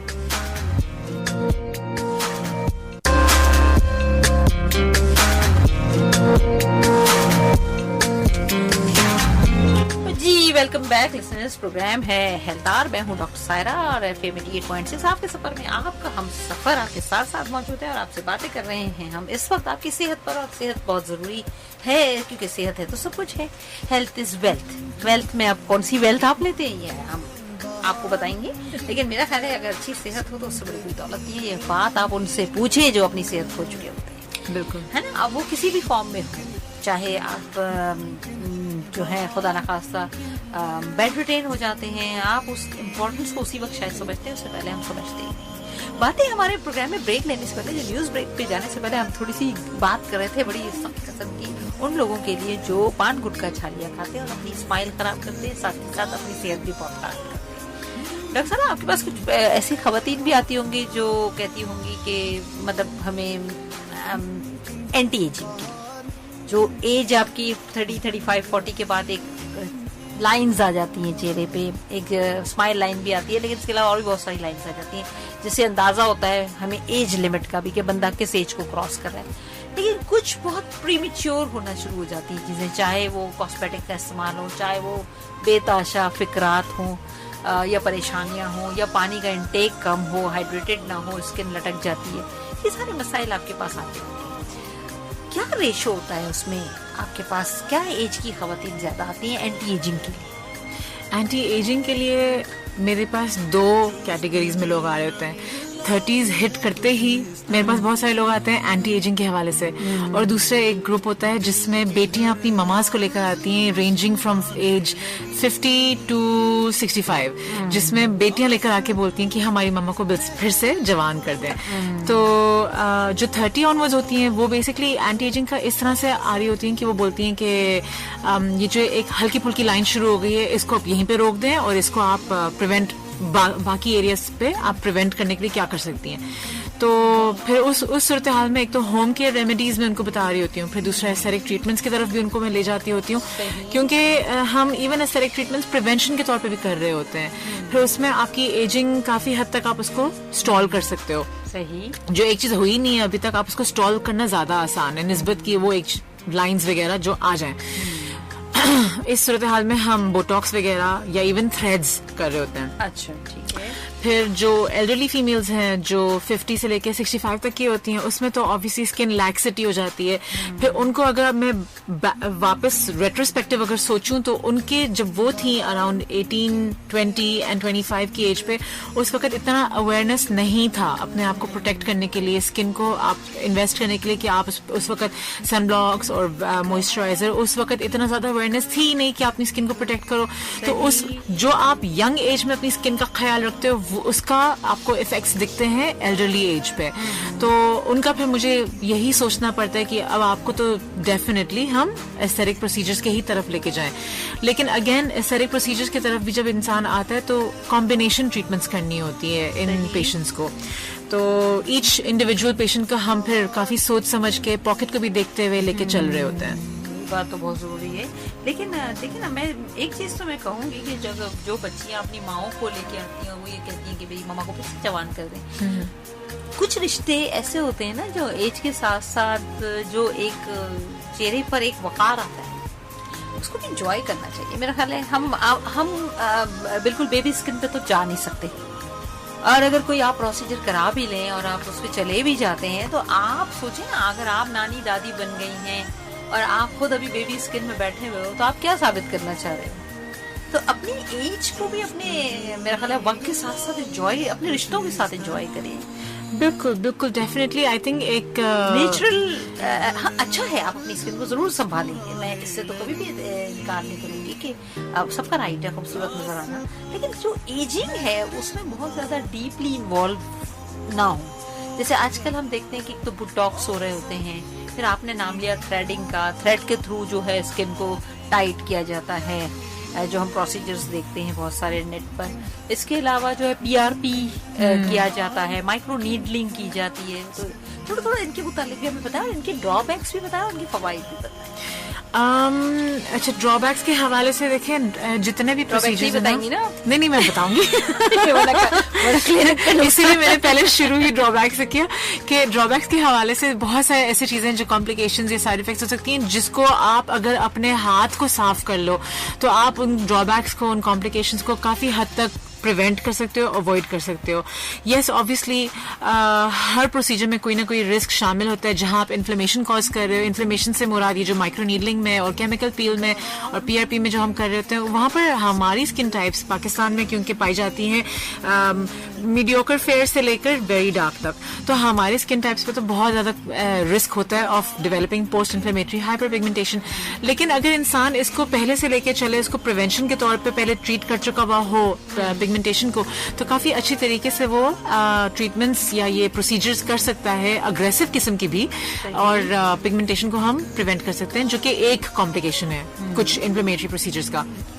इसके अलावा जैसे कि फिलर्स हो गया या बोटॉक्स हो गया, फिलर्स में तो खास तौर पे वैस्कुलर वेसल्स, ब्लड वेसल्स की जो ऑब्स्ट्रक्शन हो सकती है, इसको अगर आपकी एनाटमी अच्छी है, आपकी प्रैक्टिस अच्छी है और आप काफी दिल से पेशेंट का ख्याल रखते हुए अगर आप ट्रीटमेंट करोगे तो आप काफी हद तक ये कॉम्प्लिकेशंस भी अवॉइड कर सकते हो।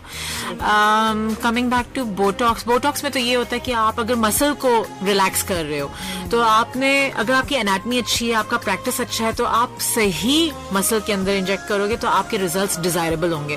आपने अगर हल्का सा गलत मसल पर इंजेक्ट कर दिया तो आपके डिजायरेबल रिजल्ट्स नहीं आते। लेकिन बोटॉक्स का अच्छी बात यह है कि उसका जो ड्रॉबैक, उसका जो साइड इफेक्ट होता है अगर कुछ पेशेंट्स में जो आ गया, अगर खुदा न खास्ता, तो वो शॉर्ट लिमिट के लिए रहता है, वो सेल्फ लिमिटिंग होता है, वो आराम से 2-3 महीनों में खुद ही ठीक हो जाता है। तो उसमें इतना ज्यादा इंसान बहुत ज्यादा परेशान भी नहीं होता उससे। लेकिन यह है कि अगर आप काफी ख्याल से और प्रिवेंटिव तरीके से लेके चलो प्रोसीजर्स को, काफी हद तक आप कॉम्प्लिकेशंस को अवॉइड कर सकते हो। इनके फायदे ये हैं कि आप माइक्रो नीडलिंग हो गया, पीआरपी हो गया, ये तो anti ageing, long term anti ageing में हेल्प करता है।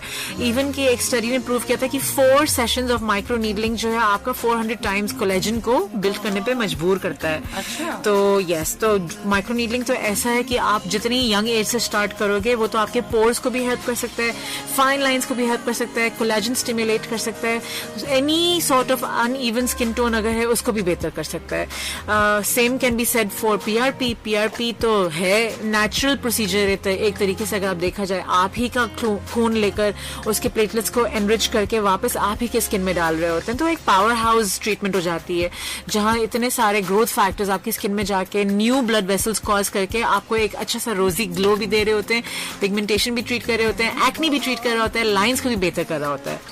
और इसके रिजल्ट्स लॉन्ग टर्म होते हैं, यानी कि अराउंड 3 वीक्स में से इसके रिजल्ट्स दिखने शुरू होते हैं एंड 6 महीने से लेके 12 महीने तक एक सेशन पीआरपी का इम्प्रूव करता चला जाता है आपकी स्किन को या इवन बालों को भी। तो अच्छा, लेकिन ये भी तो है ना कि अब किसी ने एक सेशन कराया, किसी वजह से वो नहीं करा पा रहा है, तो जब वो टूटता है उसके असरात तो वो पहले से ज्यादा वर्स नहीं होते?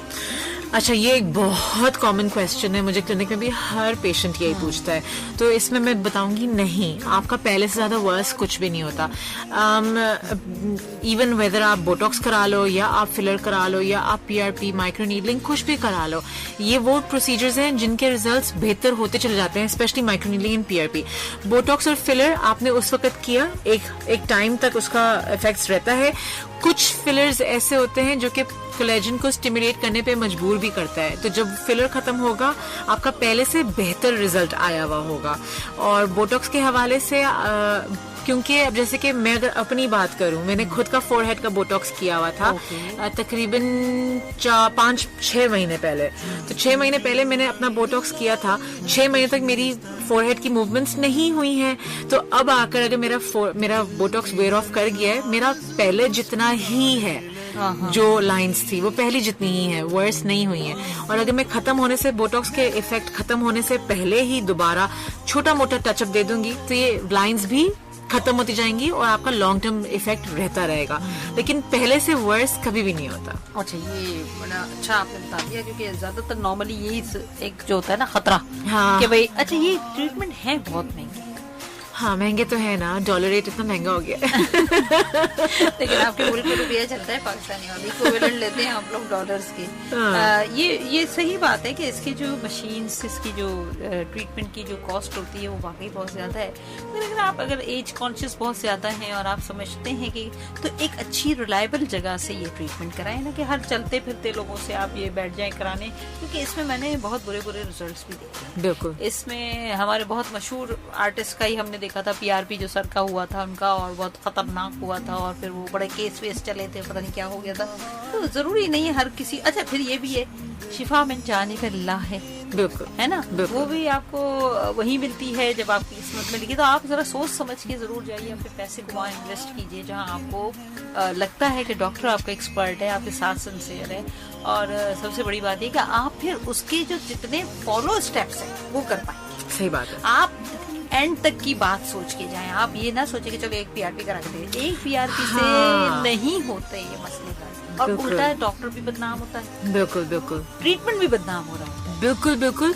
इनफैक्ट ये कि मैं तो पेशेंट्स को ये बोलती हूँ कि देखें, आप ये एक ट्रीटमेंट करा के ये मत सोचिएगा कि बस आपके सारे मसले हल हो गए। आपको या तो एक कॉम्बिनेशन ऑफ ट्रीटमेंट्स लेनी पड़ेगी, थोड़ा वक्त आप लेकर आओ ताकि आगे कुछ महीनों तक आपका हो अंदाजा, एक्सपेक्टेशन कि मेरी स्किन तब तक तो मुझे एटलीस्ट ट्रीटमेंट्स करवानी है, ताकि इंसान दिल बर्दाश्त ना हो। ये बात तो है। अच्छा, ये बताइए कि बालों की ग्रोथ कम होती है, उसके लिए पीआरपी होता है, उसकी सेशंस पे थोड़ी रोशनी डालेंगे, कितने सेशन होने चाहिए और उस पर कितना रिजल्ट आता है? बिल्कुल। देखिए, PRP फॉर द स्कैल्प का ये है कि आप फर्स्ट 3 सेशंस जो करवाएंगे 1 पर मंथ के हिसाब से, आपको 4th सेशन तक कुछ विजिबल डिफरेंस नहीं दिखेगा।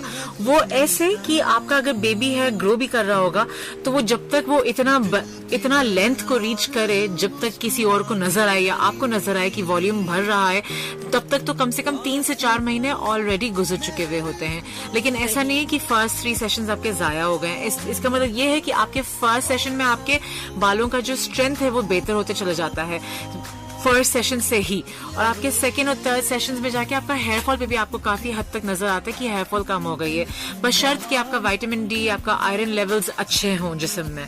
और फिर उसके बाद 4th सेशन ऑनवर्ड्स बाकायदा आपको फुलनेस ऑफ द हेड महसूस होने शुरू हो जाती है, जिसमें आपके बालों का दिखना आपको हैवी और फुल महसूस हो रहा होता है। मैं यूजुअली लोगों को कहती हूँ 4 से 6 सेशंस करवाएं, उसके बाद एक गैप ले लें मेंटेनेंस के तौर पे, दोबारा 6 महीने बाद या 1 साल बाद उनको जब महसूस हो कि हाँ अब हमारा दिल चाह रहा है हम दोबारा से मेंटेनेंस सेशन ले लें, तब आके करवा लें। अरे ऐसा भी तो होता है ना कि ये इसमें पेनफुल बहुत होता है।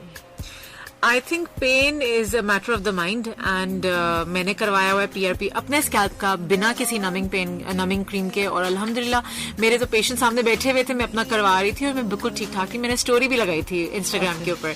तो आई थिंक आप अगर एक्सपेक्ट कर लो ना, ये मैंने नोट किया है, फर्स्ट सेशन में पेशेंट को जितना फील होता है, सेकेंड सेशन ऑनवर्ड्स उसको इतना फील नहीं होता, क्योंकि फर्स्ट टाइम में तो आपको पता ही नहीं होता हमें क्या महसूस होगा। उसके बाद आपको पता था ये मेरी लेवल है, लिमिट है पेन टॉलरेंस की, इतनी ही होगी और इससे ज्यादा मुझे महसूस नहीं होगी, तो फिर वो काफी कंफर्टेबल हो जाता है। वैसे हमारे क्लिनिक में अब हमने प्रैक्टिस कर ली है कि हम नमिंग स्प्रे लगा रहे होते हैं, तो उससे भी थोड़ा बहुत कंफर्टेबल पेशेंट हो ही जाता है। तो ये फिर नमिंग क्रीम का जब असर खत्म होता है तो उसके बाद दर्द बढ़ता नहीं है? बढ़ता नहीं है, क्योंकि आपको प्रिक्स का पेन हो रहा होता है ना, तो प्रिक्स का पेन फिर बाद में कहाँ आपको महसूस होगा। वो तो थोड़ा सा आपको एक, अगर slight headache is a very possible side effect कि आपको स्लाइट हेडेक हो जाए स्कैल्प PRP के साथ, लेकिन आप पैंडोल्स खाओ और काफी हद तक बेहतर हो जाता है। सही। अच्छा, ये जो ये तो हो गया बालों की बातें, तो इसमें हेयर लॉस जो होता है या हेयर फॉल होता है, उसका कितना % रिजल्ट अच्छा होता है? डिपेंडिंग, बशर्त ये है कि आपका विटामिन डी और आपका आयरन लेवल बहुत अच्छा हो चुका हो, उसकी जो सफिशिएंट लेवल्स होने चाहिए बॉडी में वो ऑलरेडी रीच हो चुके हों। उसके बाद जब आप PRP करवाओगे तो आपका हेयर फॉल में काफी अच्छे हद तक बेहतरी नजर आती है। Sometimes even I have had patients tell me क्योंकि 80% बेहतर हो गए हैं। इससे ज्यादा तो मैंने अभी तक नहीं सुना है, लेकिन 80% तो बेहतर हो जाता है।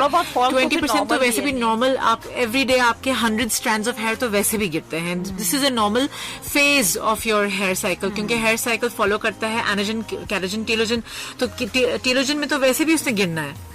अच्छा, ये भी तो एक मैटर है ना कि हमने कराया तो PRP, हमने सारे ट्रीटमेंट ले लिए, हमने मेडिसिन भी ले ली, लेकिन हम अपनी डाइट को उस हिसाब से लेके नहीं चल रहे। तो इंटरनल आपकी जो है वो ग्रोथ जो हेयर को स्टिमुलेट करती है, जो बनाती है, उसमें भी तो काम नहीं हो रहा ना। उसमें मैं कहना चाहूंगी कि सबसे ज्यादा जो डाइट का आपको नजर आता है ना, जो लोगों को बाकायदा नजर आना शुरू हुआ कि हाँ हमारी डाइट का हमारे बालों पे, हमारी स्किन पे बहुत असरात है, वो तब जब कीटो डाइट इंट्रोड्यूस हुआ। जिन लोगों ने कीटो डाइट किया उन्होंने फिर प्रोटीन भी कम कर दिया और कार्बोहाइड्रेट भी कम किया, सबसे ज्यादा उन्होंने फैट खाया। कीटो डाइट में तो यही होता है। तो जब आपका प्रोटीन इतना कम हो जाता है, ऑटोमेटिकली आपके बालों का हेयर फॉल होना इतना ज्यादा शुरू हो जाता है, जिसमें फिर आपको बाकायदा फिर सारे कीटो पेशेंट्स यही बोल रहे होते हैं कि हमने हेयर फॉल बहुत देखा। तो इसमें वही आपका प्रोटीन का कितना ज्यादा फिर असर हो रहा है। अल्लाह ताला ने सारी चीजें जो एक हिसाब से बनाई है, मौसम के हिसाब से बनाई है, तो जाहिर है उसमें कुछ ना कुछ तो हिकमत है ना। बिल्कुल। अब हम उस हिकमत को छोड़ के अपनी साइंस पे चले जाते हैं तो फिर उसमें हम जो है वो परेशान ही हो रहे होते हैं। बिल्कुल। अब अगर आप फेस बेहतर कराएंगे तो बाल गिरेंगे, बॉडी अगर स्लिम कराएंगे तो बाल गिरेंगे। तो हर चीज को बैलेंस रखने से बेहतर यही है ना कि आप बाजार के फास्ट फूड और ये जो फ्रोजन आइटम है या जिसको कहा जाता है कि इनटेक इसका कम से कम करें, ताकि आप जो है हेल्दी रहें। घर के बने हुए खाने घर के अच्छे नहीं लगते, हमें भी पता है, जबान का चटखारा ही तो है, पेट में जाके तो सबने बराबर हो जाना है। तो फिर उस चटखारे के लिए हम अपने आप को इतने हैजल में क्यों डालें कि फिर होता ये है कि हम खा तो लेते हैं फास्ट फूड, प्रोसेस फूड जिसको कहा जाता है, प्रोसेस फूड पे हम चले तो जाते हैं, लेकिन उस प्रोसेस फूड के नतीजे में वेट गेन हो जाता है, और वंस वेट गेन हो गया तो उसको उतारना बड़ा मुश्किल है। वो चढ़ता तो बड़ी तेजी से वेट, लेकिन उतारता जो है ना चूंटी से भी कम रफ्तार से होता है। और फिर पेशेंट जो है वो समझ रहा होता है, चाहे वो हमारे पास आके होम्योपैथिक मेडिसिन लेके जामा करवा रहा होता है, या आपके पास आके, या बैरिएटिक सर्जन के पास फिर भाग रहा होता है। लेकिन बैरिएटिक सर्जन को भी हर कोई तो नहीं अफोर्ड कर सकता, और सबसे बड़ी बात है कि बैरिएटिक सर्जरी इतनी जल्दी करानी भी नहीं चाहिए। आप पूरा सर्जिकल प्रोसेस में जाके क्यों ना हम अपनी जबान पे थोड़ा सा लॉक लगा लें, और वो जो कि है तो थोड़ा मुश्किल, लेकिन हाँ सही बात तो असल में जाहिर सी बात है यही है। लेकिन सुन्नत वही बात है कि इस दौर में एक सुन्नत को जिंदा करना भी कई शहीदों के सवाब है, तो वो एक प्रॉपर हदीस है बाकायदा। तो आप अगर सुन्नत को जिंदा करने के लिए अगर आप देखें, इंटरमिटेंट फास्टिंग बड़ा अच्छा नाम है ना, लोग लिख के दे देते हैं डॉक्टर इंटरमिटेंट फास्टिंग। आप पीर जुमेरात का रोजा रख लें, सुन्नत की सुन्नत हो गई, और आपका इंटरमिटेंट फास्टिंग भी हो गया। और आप इफ्तार में खुदा के वास्ते वो तबाही ना बचे, लाल शरबत और तबाही, वो पकोड़े, वो समोसे, वो दही बल्ले ना खाएं। देखिए रमजान क्यों है? रमजान तो हमारे लिए दिया ही इसीलिए गया ना कि पूरे साल का जो फैट हम जमा करते हैं वो रमजान में हम बर्न करते हैं, लेकिन हम तो शाम में दूसरा फैट लेते हैं। तो आप देखें ना, हमारे पास नबी पाक सल्लल्लाहु अलैहि वसल्लम ने कभी भी जो है वो पेट भर के खाना नहीं खाया, और हमेशा ये ताकीद भी रही है, और ये उसूल भी है कि एक हिस्सा खाना, एक हिस्सा पानी और एक हिस्सा हवा के लिए छोड़ना। लेकिन जब हम शादियों में भी जाते हैं तो हम देखते हैं कि हम पूरा हिस्सा में सिर्फ खाना ही खाना होता है, फिर वो ओवर ईटिंग होती है, और फिर जो है वो गड़बड़ शुरू हो जाती है। तो खुदारा अपनी सेहत का ख्याल रखें। जितनी भी बीमारियां, मेरा ख्याल है आप इससे एग्री करेंगी, पेट से शुरू होती है अमराज। जहाँ आपने पेट पे अपने कंट्रोल नहीं रखा ना, वहीं आपकी गड़बड़ी शुरू हो जाती है ना? क्या कहती हैं आप? मैं इस पे थोड़ी रिसर्च और करूंगी। नहीं, आप देखें ना, अब हम थोड़े से टेंशन में होते हैं, ज्यादा खा लेते हैं, है ना? कुछ लोगों की आदत होती है, बिल्कुल भूखे रह जाते हैं, या फिर मतलब हमने अपने पेट को उस तरह ट्रीट ही नहीं किया जिस तरह, सिर्फ सुन्नत समझ के उस तरीके से चल जाए। 2 खजूर और पानी पे 40-40 दिन का गुजारा, अब बेहतरीन सेहत, है ना? आज आप सब कुछ खा रहे हैं, लेकिन दर्द है कि खत्म ही नहीं हो रहे। रात को नींद भी नहीं आ रही है जी, दर्दें भी बहुत हैं, और जो है हेयर फॉल भी है, ये भी है। क्या सुर्ख सफेद वो हुआ करते थे, तो वजह भी वही है ना। देखें, फूड का तो वैसे भी कहते हैं ना, कहत अब करीब ही नजर आ रहा है। जिस तरीके से हम जाया करते हैं खुराक को, ये भी एक बड़ा अलार्मिंग है, बहुत बड़ा वास्ट टॉपिक है, इस पे तो फिर किसी वक्त बात होगी। लेकिन इन द एंड ये नतीजे पे पहुंचते हैं कि हमें हर चीज का ख्याल रखने से पहले अपने खाने पीने का ख्याल ज्यादा रखना चाहिए। जितना हेल्दी खाना होगा इतनी आपकी चीजें हेल्दी रहेंगी, आपकी स्किन भी ग्लो करती रहेगी, आपको डॉक्टर के पास भी कम जाना पड़ेगा, आपके बाल भी अच्छे रहेंगे, और आप फिट भी रहेंगे। अच्छा, थोड़ा सा इस पर भी बताइए। मेरे पास क्लिनिक पे एक पेशेंट आई थी, 2 बहनें थी, ट्विंस थी, आइडेंटिकल ट्विंस। एक बेतहाशा गोरी और एक बेतहाशा जो है डार्क कॉम्प्लेक्शन। जो डार्क कॉम्प्लेक्शन वाली थी उसने 2 दफा सुसाइड अटेम्प्ट इसी वजह से की कि मेरा तो कोई रिश्ता ही नहीं आएगा, क्योंकि मेरा कॉम्प्लेक्शन ना डार्क है। जो जिसका कलर फेयर था वो टोटल मापे गई थी, और माँ नीली आंखें, फेयर कॉम्प्लेक्शन, वाले साहब खैर से डार्क कॉम्प्लेक्शन थे। फिर एक दिन वो मेरे पास आई, वो कहने लगी कि मैं सोच रही हूँ मैं अपना इंजेक्शन लगवा लूँ सब वाइटनिंग का। मैंने तो उसे मना किया, खैर उसने लगवाया तो नहीं, लेकिन 2.5 लाख रुपए और 3 लाख रुपए की बातें हो रही थी कि इंजेक्शन लगेंगे। ये इंजेक्शन कैसे होते हैं? ये इंजेक्शन जो है ना, बेसिकली इसके अंदर होता है ग्लूटाथायोन। ग्लूटाथायोन ऑलरेडी हमारे बॉडी के अंदर भी मौजूद है। ग्लूटाथायोन इंजेक्शंस इजाद ही कैसे हुए थे कि कीमोथेरेपी जब पेशेंट्स की चल रही होती है, तो आपने भी देखा होगा दूर दराज में या किसी भी फैमिली मेंबर को, कीमोथेरेपी में पेशेंट के बाल भी गिर जाते हैं, स्किन खराब हो जाती है, बहुत सारे हजारों मसले साइड इफेक्ट के तौर पे कीमोथेरेपी की हो रही होती है। तो वो ग्लूटाथायोन इंजेक्शंस इंट्रोड्यूस इसलिए हुए थे कि वो कीमोथेरेपी के साइड इफेक्ट को थोड़ा सा बेहतर करेगी, इम्यूनिटी बेहतर करती है।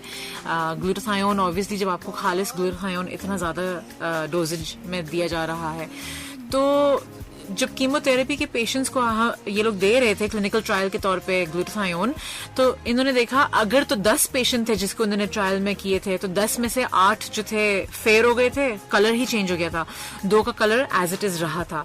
तो ये ग्लूटाथायोन का साइड इफेक्ट है बेसिकली, गोरा हो जाना। हर 100% पेशेंट्स जो ग्लूटाथायोन लगवाएंगे उनमें गोरा नहीं होंगे।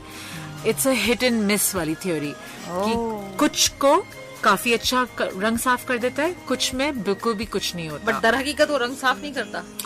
असल में ये है कि देखें, एक बाल्टी के अंदर अगर पानी है 5 लीटर के अंदर आप नील का कतरा डालेंगे एक, तो वो खो जाएगा, आपको नीलापन नजर नहीं आएगा। आप कतरा डालें बहुत सारे, 2-3 बोतल डाल देंगे तो वो आपको ब्लू नजर आ जाएगा। लेकिन कुछ टाइम के बाद जब आप पानी ऊपर से मजीद डाल रहे हैं, डाइल्यूट कर रहे हैं, तो वो ब्लूनेस फिर से खत्म हो जाएगी, तो अब नीला आपको और डालना होगा। तो इस सूरत हाल में अगर हम बोलते हैं वो 5 लीटर पानी जो है खून है आपका, जिसके अंदर ग्लूटाथायोन, ये मेलानिन ऑलरेडी मौजूद है, यू मेलानिन, फियो मेलानिन, एक लाइट मेलानिन है, एक डार्क मेलानिन है। तो ये ग्लूटाथायोन का काम ये होता है कि ये डार्क से लाइट की तरफ कन्वर्ट करता है मेलानिन को। लेकिन अगर आपका खून जो 5 लीटर बाल्टी है पानी का और ग्लूटाथायोन इंजेक्शन आपका वो नील है, तो अगर आप नील कॉन्स्टेंटली डालते नहीं रहोगे तो आपका खून तो मुस्तकिल बन रहा है, तो डाइल्यूट हो जाएगा। इसीलिए ये एक लाइफ लॉन्ग कमिटमेंट होती है ग्लूटाथायोन इंजेक्शंस के। अगर तो एक इंसान के पास बेतहाशा पैसा है कि भाई हाँ मेरे पास तो कोई कमी नहीं होगी पैसा खर्च करने के बाद, तो फिर तो वो करवाए, आपके पास पैसे है आप खर्च करो।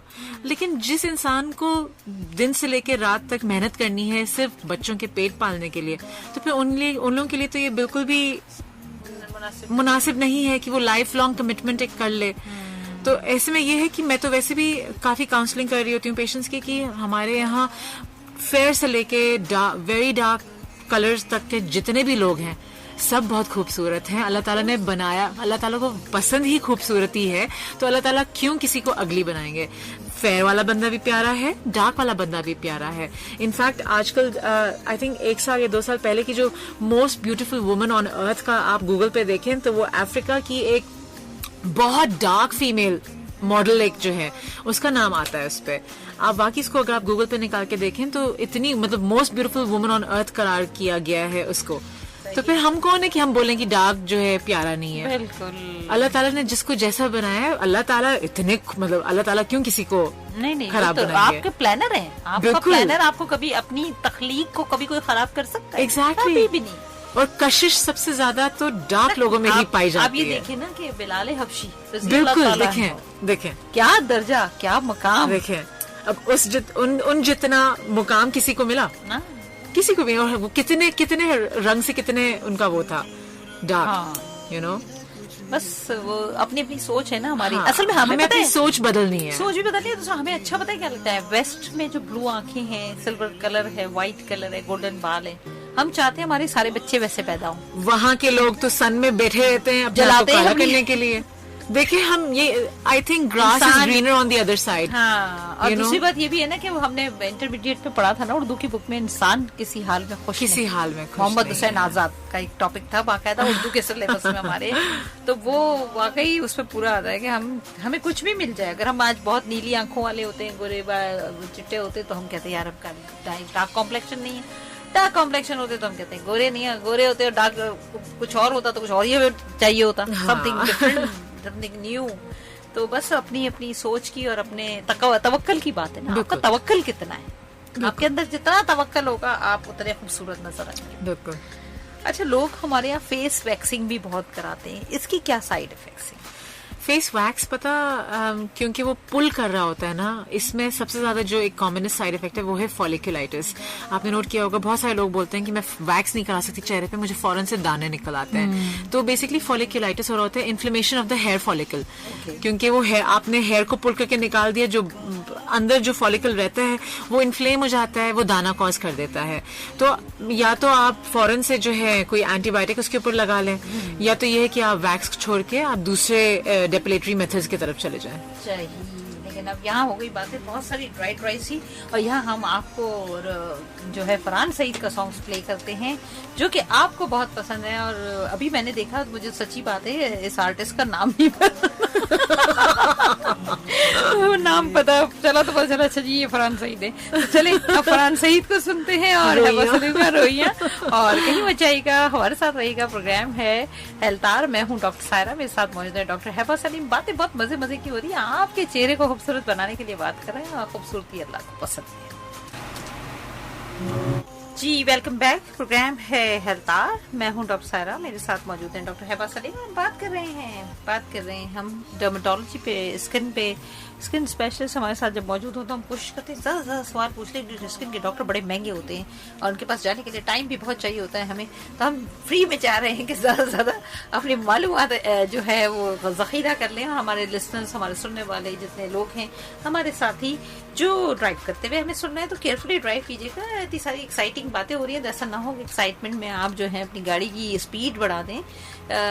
डेफिनेटली हमें हेबा ने ऐसी ऐसी बातें भी बताई हैं जो बड़ा कॉस्टली ट्रीटमेंट नहीं होता, साथ ही साथ कुछ ट्रीटमेंट की उन्होंने हमें जो है फवाइद भी बताए कि माइक्रो नीडलिंग या बोटॉक्स। अच्छा हेबा, बालों का भी बोटॉक्स होता है क्या? हेयर ट्रीटमेंट में भी बोटॉक्स होता है? ये नया ट्रीटमेंट यस निकला है। अच्छा, मेरी बहन वहाँ बाहर करवाती है तो उसने मुझे बताया। हाँ, आई एम एक्चुअली सरप्राइज कि आपको पता है, क्योंकि वाकई ये बहुत नया है। इनफैक्ट इस पे मैंने भी अभी शुरू किया है क्लिनिक में करना, बोटॉक्स ऑफ द स्कैल्प। ये इसका तरीकेकार ये है कि जब आप बोटॉक्स कर रहे होते हैं, आपके स्कैल्प के मसल्स वैसे ऑब्वियसली रिलैक्स कर रहे होते हैं ना आप, तो इसमें आपका ब्लड फ्लो ज्यादा अच्छा हो जाता है और इसीलिए आपका हेयर ग्रोथ अच्छी हो रही होती है। एंड्रोजेनेटिक एलोपेशिया में भी ये बहुत काम कर रही है। इस पे इनफैक्ट क्लिनिकल एक स्टडी भी पब्लिश हुई है, तो वहीं से देख के मैंने भी शुरू किया। अच्छा। हाँ। नहीं, वो मुझे बहुत इंसिस्ट कर रही थी, पर मैंने 2-3 जगहों पे चेक किया तो मुझे उनको तो बड़ी हैरत हुई सुन के। वो कहने लगे कि भाई हम नया है ना, नया है, बहुत नया लग रहा है ये शायद। तो चले, आपके पास कितने क्या रिजल्ट आ रहा है पेशेंट का? अच्छा, बोटॉक्स स्कैल्प पे स्कैल्प बोटॉक्स मैंने अभी किए ही सिर्फ 2 पेशेंट्स हैं, क्योंकि मैंने इंट्रोड्यूस अभी किया है। पिछले महीने तो मैंने इंट्रोड्यूस किया है, तो मैंने अभी ही किया है। अभी उसका फीडबैक आने के लिए उनका फॉलोअप ही नहीं आया है। तो जब आएगा मैं आपको जरूर बताऊंगी। चलें, ये तो बहुत अच्छी बात है, और अगर अच्छा रिजल्ट आएगा, और इंशाल्लाह ताला जरूर आएगा, तो फिर हम भी ट्राई करेंगे आपके साथ। देखिए हेयर फॉल तो देखिए केमिकल ट्रीटमेंट तो खवातीन की रहती ही है ना, चाहे आपने एक्सटेंसो करा लिया, चाहे आपने जो है वो रिबॉन्डिंग कराई, जो कि आपको बिल्कुल बना हो गई है कि वो ना कराई जाए तो अच्छा है, उसमें बहुत हार्श केमिकल यूज होते हैं। हाँ। और कैरेटिन में भी बहुत हार्श केमिकल्स हो रहे होते हैं। अच्छा। मेरी बहन ने करवाया था तो उसके साथ मैं कंपनी करने चली गई थी, तो ये जो कर रही थी कैरेटिन, उन्होंने खुद बताया था कि इसके फ्यूम्स बहुत खतरनाक हैं। तो वो बच्चों को आसपास उन्होंने बैठने नहीं दिया था, उन्होंने कहा था बच्चे सारे बाहर चले जाएं। अच्छा। लेकिन मेरे ख्याल में एक दफा करा लिया तो फिर तो आपके बालों पे इतना असर उसके बाद नहीं रहता। अच्छा, ये बात भी है। दूसरी बात ये कि मेरा आई साइट जब से ही वीक हुई, जब मैंने अपना ये फर्स्ट टाइम रिबॉन्डिंग कराई, अच्छा, मुझे बहुत फर्क लगा, और उसके बाद तेजी से मेरा नंबर गिरा। लेकिन मैं भी बाज आने वालों में से नहीं थी, हर साल करा लेती थी कुछ ना कुछ। लेकिन वही बात है ना कि एक दफा उसके बाद बाल बहुत खराब होते हैं आपके, इतने खराब बाल आते हैं। दोबारा जो न्यू बाल आपका आता है वो बिल्कुल कर्ली, और ये तो फिर आप मजबूर हो जाते हो कराने। नहीं, एक ऐसी गाय है जो आपके घर के आगे बन जाती है उसको आपको फीड कराना ही पड़ता है। तो ये खवातीन की जो कमजोरियां हैं, जिसमें हम चाहते हैं कि सारे लोग चाहते हैं बाल स्ट्रेट हो, है ना। हालांकि हाँ, इस पे भी मैंने ओहो वाकई मेरा जो दूसरा बेटा है ना, मेरा पहला बेटे के बहुत कर्ली बाल थे टिल द एज ऑफ 2। उसको इतना गंजा करवाया, मेरे सास ससुर ने इतना गंजा करवाया। पहला था, पेलोटी था, उसको तो बहुत गंजा करवाया अच्छे बाल लाने के लिए। हाँ। तो उसके बाल हो गए स्ट्रेट। अच्छा। दूसरा बेटा मेरा पैदा हुआ, उसके भी फर्स्ट 2 इयर्स में इतने कर्ली बाल थे, और इसके लिए मैंने मना कर दिया। मैंने कहा हम इसको गंजा तो क्या, हम बाल कटवाएंगे भी नहीं। और बाकी सबने, ये तो शुक्र है कि बाकी मेरे सास ससुर ने मेरा लाज रखी, मेरी बात सुनी, उसको बिल्कुल भी गंजा नहीं होने दिया। उसके बाल आज ही इज 4 years old, उसके अभी भी इतने कर्ली बाल हैं, क्योंकि उसके बाल कर्ली थे। इस कर्ली बालों के वजह से ही मेरा दिल बहुत ज्यादा कर्ली बालों पे मजीद फिदा होने शुरू हो गया। मेरे अपने कर्ली बाल है, मैंने अपने कर्ली बालों को भी स्ट्रेट किया हुआ था, मैंने उनको जो है वापस रिस्टोर करना शुरू किया। सोचें। और इनके जो छोटे बेटे हैं उनके बालों का मैंने इतना ख्याल रखा, और कर्ली हेयर स्पेशलिस्ट जो हैं कराची में, मैंने उनसे इतना राब्ता रखा, उन्हीं के पास लेके गई। आप सोचें, इतने छोटे बच्चे के बाल कटवाने के लिए मैं सिर्फ उनके पास लेके जाती हूँ, क्योंकि उसके बाल कर्ली हैं। तो कर्ली हेयर का भी एक अपना टेक्निक होती है कट होने के लिए। लेकिन कर्ली बालों का ये होता है ना कि आपको उसको बहुत केयर करनी पड़ती है। अगेन, जिस तरह से हम अपनी स्किन की केयर कर रहे होते हैं, कर्ली बाल वालों को अपने बालों के लिए भी बहुत केयर करनी पड़ती है। प्रोडक्ट्स इतने सारे होते हैं, और इसका कर्ली बाल का मजा ही वहां है जहां आप उसको हाइड्रेशन इसका अच्छा रखो, बालों की हाइड्रेशनल स्टेटस आप इतना अच्छा रखो कि आपके बालों की जो कर्ल्स हैं वो नुमायां हो, दिखें और बहुत खूबसूरत लगे। वरना वो ये, अगर आप सूखे सूखे बाल रखेंगे, बाल अगर आपके स्ट्रेट भी हुए तो भी सूखे बालों में वो शाइन नहीं आती। तो शाइन एक्स्ट्रा आपको देनी पड़ती है कर्ली बालों में। आई थिंक अल्लाह ताला ने वाकई जिस तरह से लोगों को बनाया, अल्लाह ताला को खुद ही को पता था कि कितने खूबसूरत लोग दिख सकते हैं जिस तरह से अल्लाह ताला ने बनाया। ना हो ऐसा सवाल ही नहीं। बिल्कुल। तो आप देखें, मेरा एक बेटे के डेड स्ट्रेट बाल हैं, वो भी अच्छा लगता है। मेरे दूसरे बेटे के इतने कर्ली बाल हैं, इतने कर्ली बाल हैं, लेकिन वो भी अच्छा लगता है। सो मच सो कि मेरे जिसके बड़ा बेटा जिसके स्ट्रेट बाल हैं, अब वो मुझे आके कहता है मम्मा मुझे भी कर्ली बाल चाहिए जैसे हुसैन के हैं, ताकि मैं भी फेमस हो जाऊं। मेरा छोटा बेटा अपने बालों की वजह से फेमस है अपने स्कूल में तो बड़ा बेटा कहता है मुझे भी कर्ली बाल दे दो। तो आप देखें, कर्ली बालों का अगर आप ख्याल रखेंगे, मैं तो बहुत रखती हूँ अपने छोटे बेटे के कर्ली बालों का ख्याल, तो वो बहुत खूबसूरत दिख सकते हैं। यू नो, आप हर हाल में आप खुश रहो और जो आपके पास है उसको बेहतर दिखाओ। वही बात हो गई ना कि आप इंसान हर हाल में खुश रहे तो आधा काम तो वही आसान हो जाता है। बिल्कुल, जिंदगी आपकी आसान हो जाती है। पता है, इसमें पैसा भी लग रहा होता है और इसमें जो है आपका जो वक्त भी बड़ा जाया हो रहा होता है। आप इधर जा रहे हो, उधर जा रहे हो, आप डॉक्टर्स में बिला वजह टाइम वेस्ट कर रहे हो। गैर जरूरी डॉक्टर्स के पास जाके मेडिसिन लेना किसी ऐसी चीज के लिए जो आपके पास है भी और आप उसको चेंज नेचर कराना चाहते हो, तो अब देखिए, आप बाल कर्ली से स्ट्रेट करा लोगे, स्ट्रेट से कर्ली करा लोगे, आपके अंदर की जो नेचर है आप उसको तो बदलो, उसको अच्छा करें ना। हाँ। इंसानियत को तो आप प्रमोट करें। हाँ। तो ये बहुत जरूरी है। अपनी करेक्शन जरूर करें।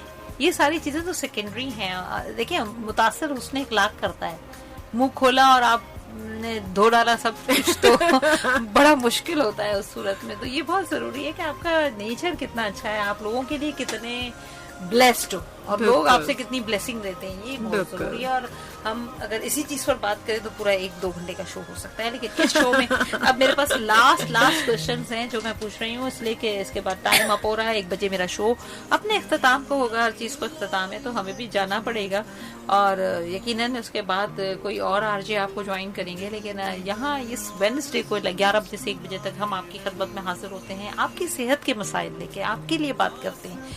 तो कोशिश कीजिए कि हमारे साथ पार्टिसिपेट कीजिए और अगर हो सकता है हमारी बातें इतनी आपको अच्छी लगती हैं और मुकम्मल है, सिर्फ सुन के आप एंजॉय करते हैं, तो उसके लिए एडवांस में थैंक्स आपका कि आप हमें सुनते हैं। अच्छा, ये बताइए कि स्किन में डॉक्टर्स, डर्मेटोलॉजिस्ट के बारे में बहुत मशहूर है कि वो अपनी दवाओं में स्टीरॉइड्स का इस्तेमाल बहुत ज्यादा करते हैं। नॉट एवरी दवाई, लेकिन कुछ चीजों के लिए तो आपको स्टेरॉइड की ही जरूरत पड़ती है, जैसे कि एक्जिमा पे आपका स्टेरॉइड ही काम करेगा, आपको स्टेरॉइड उसको सूट कर सकता है। इवन ले लें ऑटो इम्यून कंडीशंस जैसे कि लाइकन प्लानस, उस पे भी आपको स्टेरॉइड काम करेगा। ये लगाने वाले मैं बोल रही हूँ। इवन के अगर हम एलोपेशिया एरिएटा की तरफ जाते हैं जिसमें बालों का एक पूरा एरिया खाली हो जाता है, उसमें भी आपको स्टेरॉइड देने की जरूरत है, क्योंकि इम्यूनिटी को आपको सप्रेस करनी है थोड़ी सी। आपकी इम्यूनिटी इतनी अच्छी उसमें होती है कि वो आप ही के बॉडी को अटैक कर रही होती है, तो उसको थोड़ा सा सप्रेस करने के लिए आपको स्टेरॉइड देने की जरूरत हो जाती है। तो यहाँ पर तो हर चीज एक तरीके से एक डोज के ऊपर हर इंसान के लिए सही रहती है। आप उसको अब्यूज करना शुरू कर दोगे, जैसे कि फेयरनेस क्रीम्स में जो होती है, वो गलत है।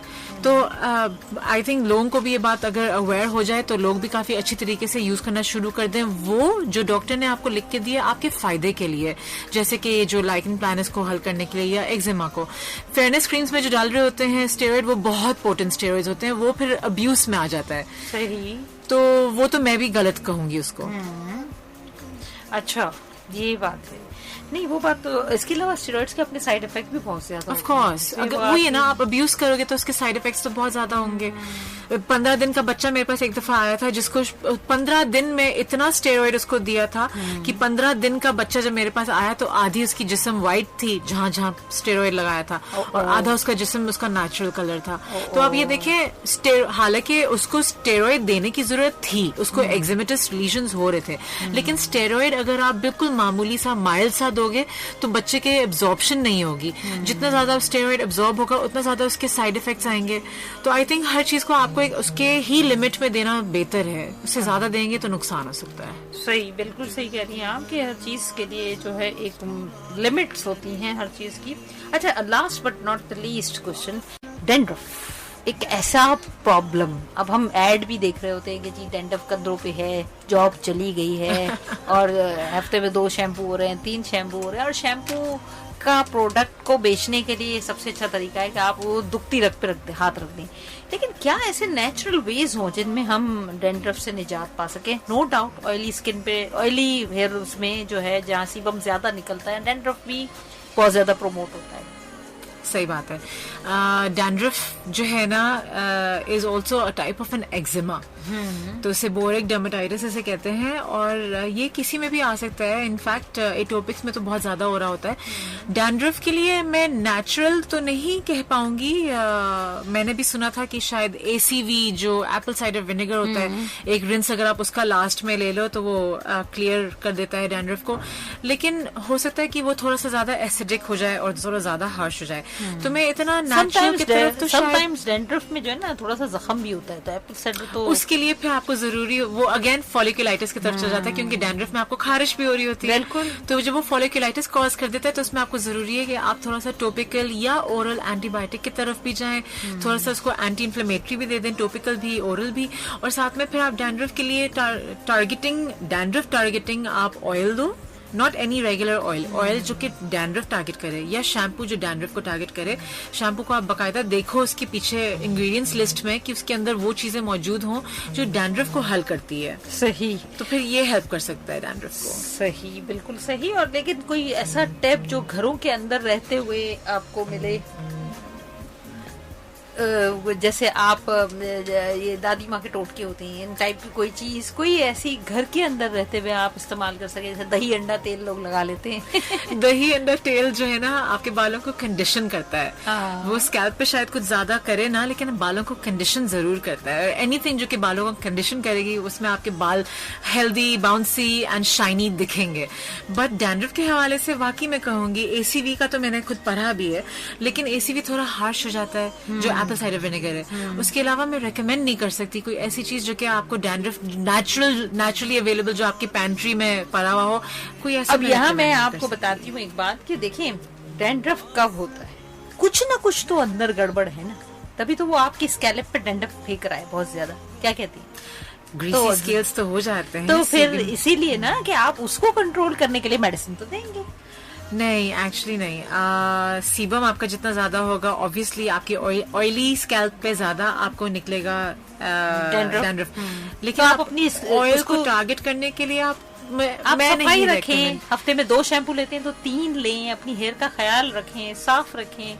लोग क्या करते हैं 2-2 एक हफ्ता पूरा निकाल देते हैं, तो उसमें भी कुछ ज्यादा डेवलपमेंट होती है। इसमें भी लोगों को काउंसलिंग की जरूरत है। लोग जो हफ्ता निकाल देते हैं उनको ऐसा लग रहा होता है हम ज्यादा वॉश करेंगे तो हेयर डैमेज हो जाएगा।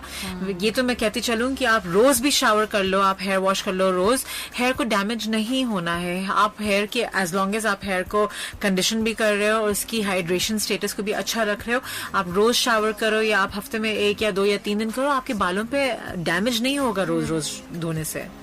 सबसे इम्पोर्टेंट बात क्या है, चाहे वो स्किन हो, पिंपल्स हो, स्किन हाइड्रेशन हो, बालों की सेहत हो, डैंड्रफ हो, नींद कितना मैटर करती है? नींद बहुत मैटर करती है। मैं तो इनफैक्ट स्किन के लिए भी और बालों के लिए भी लोगों को बोल रही होती हूँ कि आपका रात की नींद बहुत इंपॉर्टेंट है। इसमें फिर मैं बोलूंगी अल्लाह ताला ने जो नेचुरली हमारे लिए बनाया है कि रात बनाई है तुम लोगों के लिए सोने के लिए, तो रात में वैसे भी आपका पूरा जिस्म आपका सोया हुआ होता है। आप जितना भी उठे रह लो पूरी रात, अगर फिर आप दिन में जाके सोएंगे, आप दिन में 14 घंटे सो जाएं, आपकी रात के 1 घंटे के भी बराबर की आपको रेस्ट नहीं मिलेगा। तो रात की नींद तो बहुत जरूरी है। स्किन को भी अच्छी रखती है, जिस्मानी तौर पे भी अच्छी रखती है और बालों को भी अच्छी रखती है। सही, तो इसका मतलब ये तय हो गया कि जितनी अच्छी रात की नींद होगी उतने आप हेल्दी होंगे। बिल्कुल। इस कॉम को हम कैसे समझाएं जहाँ मोबाइल हाथों में है, रात रात भर जागना है, मिडनाइट डील्स खानी है, मिडनाइट डील्स और सुबह जो है उठना नहीं है। हाँ। तो फिर जहाँ वही बात, वही वाली पोयम याद आ गई, early to bed and early to rise, तो Makes वो man healthy, wealthy and wise. लेकिन ये हो नहीं रहा ना। हमें अपने जनरेशन को, स्पेशली यंगस्टर्स को इस चीज की तरफ लेके आना है। बिल्कुल। हम ये देख रहे हैं कि दिनों में वैसे ही बरकत नहीं रही हमारी। सही बात। और आप देखें कि सुबह हो जाती है, शाम होती है, यूं ही जिंदगी तमाम हो रही है, और ये होते होते एक दिन तमाम हो जाएगी। कभी हम भी सफाई हस्ती से मिट जाएंगे, कोई और होंगे, कुछ और कारवां होंगे, ये चलते रहेंगे अपनी जगह, हम होंगे भी नहीं, याद भी नहीं होंगे। लेकिन जो है, जो आपके पास आपकी सेहत है, उसको कम से कम उसको अवेल करें। जो कुछ है उसमें खुश रहें, बिल्कुल जो सही बात है। आज है उसमें खुश रहें। आने वाले कल के अंदेशे में अपना आज खराब ना करें। मेरे पापा कहा करते थे रिगार्डिंग वेकिंग अप अर्ली, क्योंकि यू नो हर चीज का आई थिंक शुरुआत वेकिंग अप अर्ली से ही होता है। तो एक शेर पढ़ा करते थे, मैं पढ़ूं? बिल्कुल, बहुत अच्छी बात है। अभी तो मैं सोच रही थी गाना भी आपसे कहूँ। तो वो बोलते थे जागना है जाग ले अफलाक के साए तले, उम्र भर सोना पड़ेगा खाक के साए तले। वाह, क्या सच्ची बात है। और बहुत सही बात है, और इस बात पे मैं बहुत अमल करती हूँ। जो मेरे पापा, मतलब ऐसी छोटी छोटी बातें जो पापा इवन हंसते हंसते कह देते थे मेरे अब्बू, तो अब तो वाकई समझ में आता है जो कह रहे थे वो सही था। आप जितना जागो, आप नीले नीले अंबर के नीचे जाग कर अपने सारे काम कर दो। सोना तो आपको फिर पूरी जिंदगी सोना ही पड़ेगा ना। जब आप एक दफा आपकी डेथ हो गई, चले गए तो फिर तो चले गए, फिर तो सोना ही सोना। फिर तो शायद हम रिवर्ट होने के लिए सोचे तो भी कोई मौका ही नहीं है। फिर ये वो वाला रिवर्ट होगा कि अब आपने बॉल पॉइंट से लिख दिया, अब इरेजेबल नहीं है ये। हाँ, है ना, सही बात ये इरेजेबल नहीं है। अभी तक तो हम पेंसिल से लिख रहे हैं, बिल्कुल, और इसको इरेज कर लेते हैं। तो कोशिश करें अपनी जिंदगी में वो काम करें, और स्पेशली सेहत के हवाले से अपनी सेहत इतनी अच्छी रखें, क्योंकि अच्छी सेहत अच्छे माइंड को डेवलप करती है। आपकी सोच अच्छी होगी, आपका मुआशरा अच्छा होगा, आपका मुआशरा अच्छा होगा, आपका मुल्क हेल्दी होगा, परवान चढ़ेगा। और हम सब क्या हैं, हम सब एम्बेसडर हैं अपने मुल्क के। सही बात है ना। हम जितने अच्छे, जितने हेल्दी होंगे। अब आप देखिए ना, कहीं कहीं हमारे यहाँ करप्शन जब बहुत ज्यादा आम होती है और बाहर जाके होती है, तो हमें कितनी एम्बैरेसिंग होती है, हमारा फेस वैल्यू कितनी खराब हो जाती है बाहर। और लोग भी सोचते होंगे कि कितने कैसे लोग हैं जो इतने जहनी भी बीमार है, जिस्मानी भी बीमार। तो खुदारा अपने मुसलमान होने के नाते इस चीज का ख्याल करें। हम इस्लाम के नाम पे हासिल किए गए इस मुल्क के वो एम्बेसडर्स हैं जिनको दुनिया देख रही है, और हमें अपने इस्लाम को भी प्रमोट करना है, अपने मुल्क को भी प्रमोट करना है, अपने आप को भी प्रमोट करना है। सो हेल्दी रहिए और हेल्दी खाइए, हेल्दी लाइफस्टाइल पे रहें, और कोशिश करें जितना भी वक्त आपको मिला है उसको बहुत एंजॉय करें। मीशा सफी का बूम बूम आपने फरमाइश की थी, मैंने निकाल लिया है। प्ले मैं करने जा रही हूँ, लेकिन साथ ही साथ मैं अलविदा भी कर दूंगी, क्योंकि अब सिर्फ 4 मिनट रह गए हैं उसके बाद, और फिर हम जो है न्यूज ब्रेक होगा और फिर कोई और आरजे होगा, मेरा सफर यहाँ इख्तिताम हो जाएगा। ये बात बहुत अच्छा लगा आपसे मिलके, थैंक यू और यकीन जाने मुझे बहुत मजा आता है आपके साथ शो करके, और मैं सोचती हूँ कि नहीं, मुझे लर्निंग भी मेरी बहुत होती है, और मैं सोचती हूँ कि नहीं, मैं आपसे बहुत सीखती हूँ। और यकीन जाने हर एक दूसरे से सभी बहुत सीखते हैं। कोई चीज ऐसी नहीं होती कि इंसान माँ की गोद से सीख कर आया हो, बल्कि वो सब दुनिया में ही सीखते हैं। इजाजत दीजिए इस दुआ के साथ के जहाँ रहिए, खुश रहिए, आबाद रहिए। इस सफर के दौरान कोई बात आपको बुरी लगी हो तो I am very sorry for that. अपना अपने गिर्द इतराफ का ख्याल रखिए। हिबा, आपके लिए बहुत सारी दुआएं, आप हमारे शो में आए, आपका शुक्रिया। अल्लाह हाफिज। पाकिस्तान जिंदाबाद।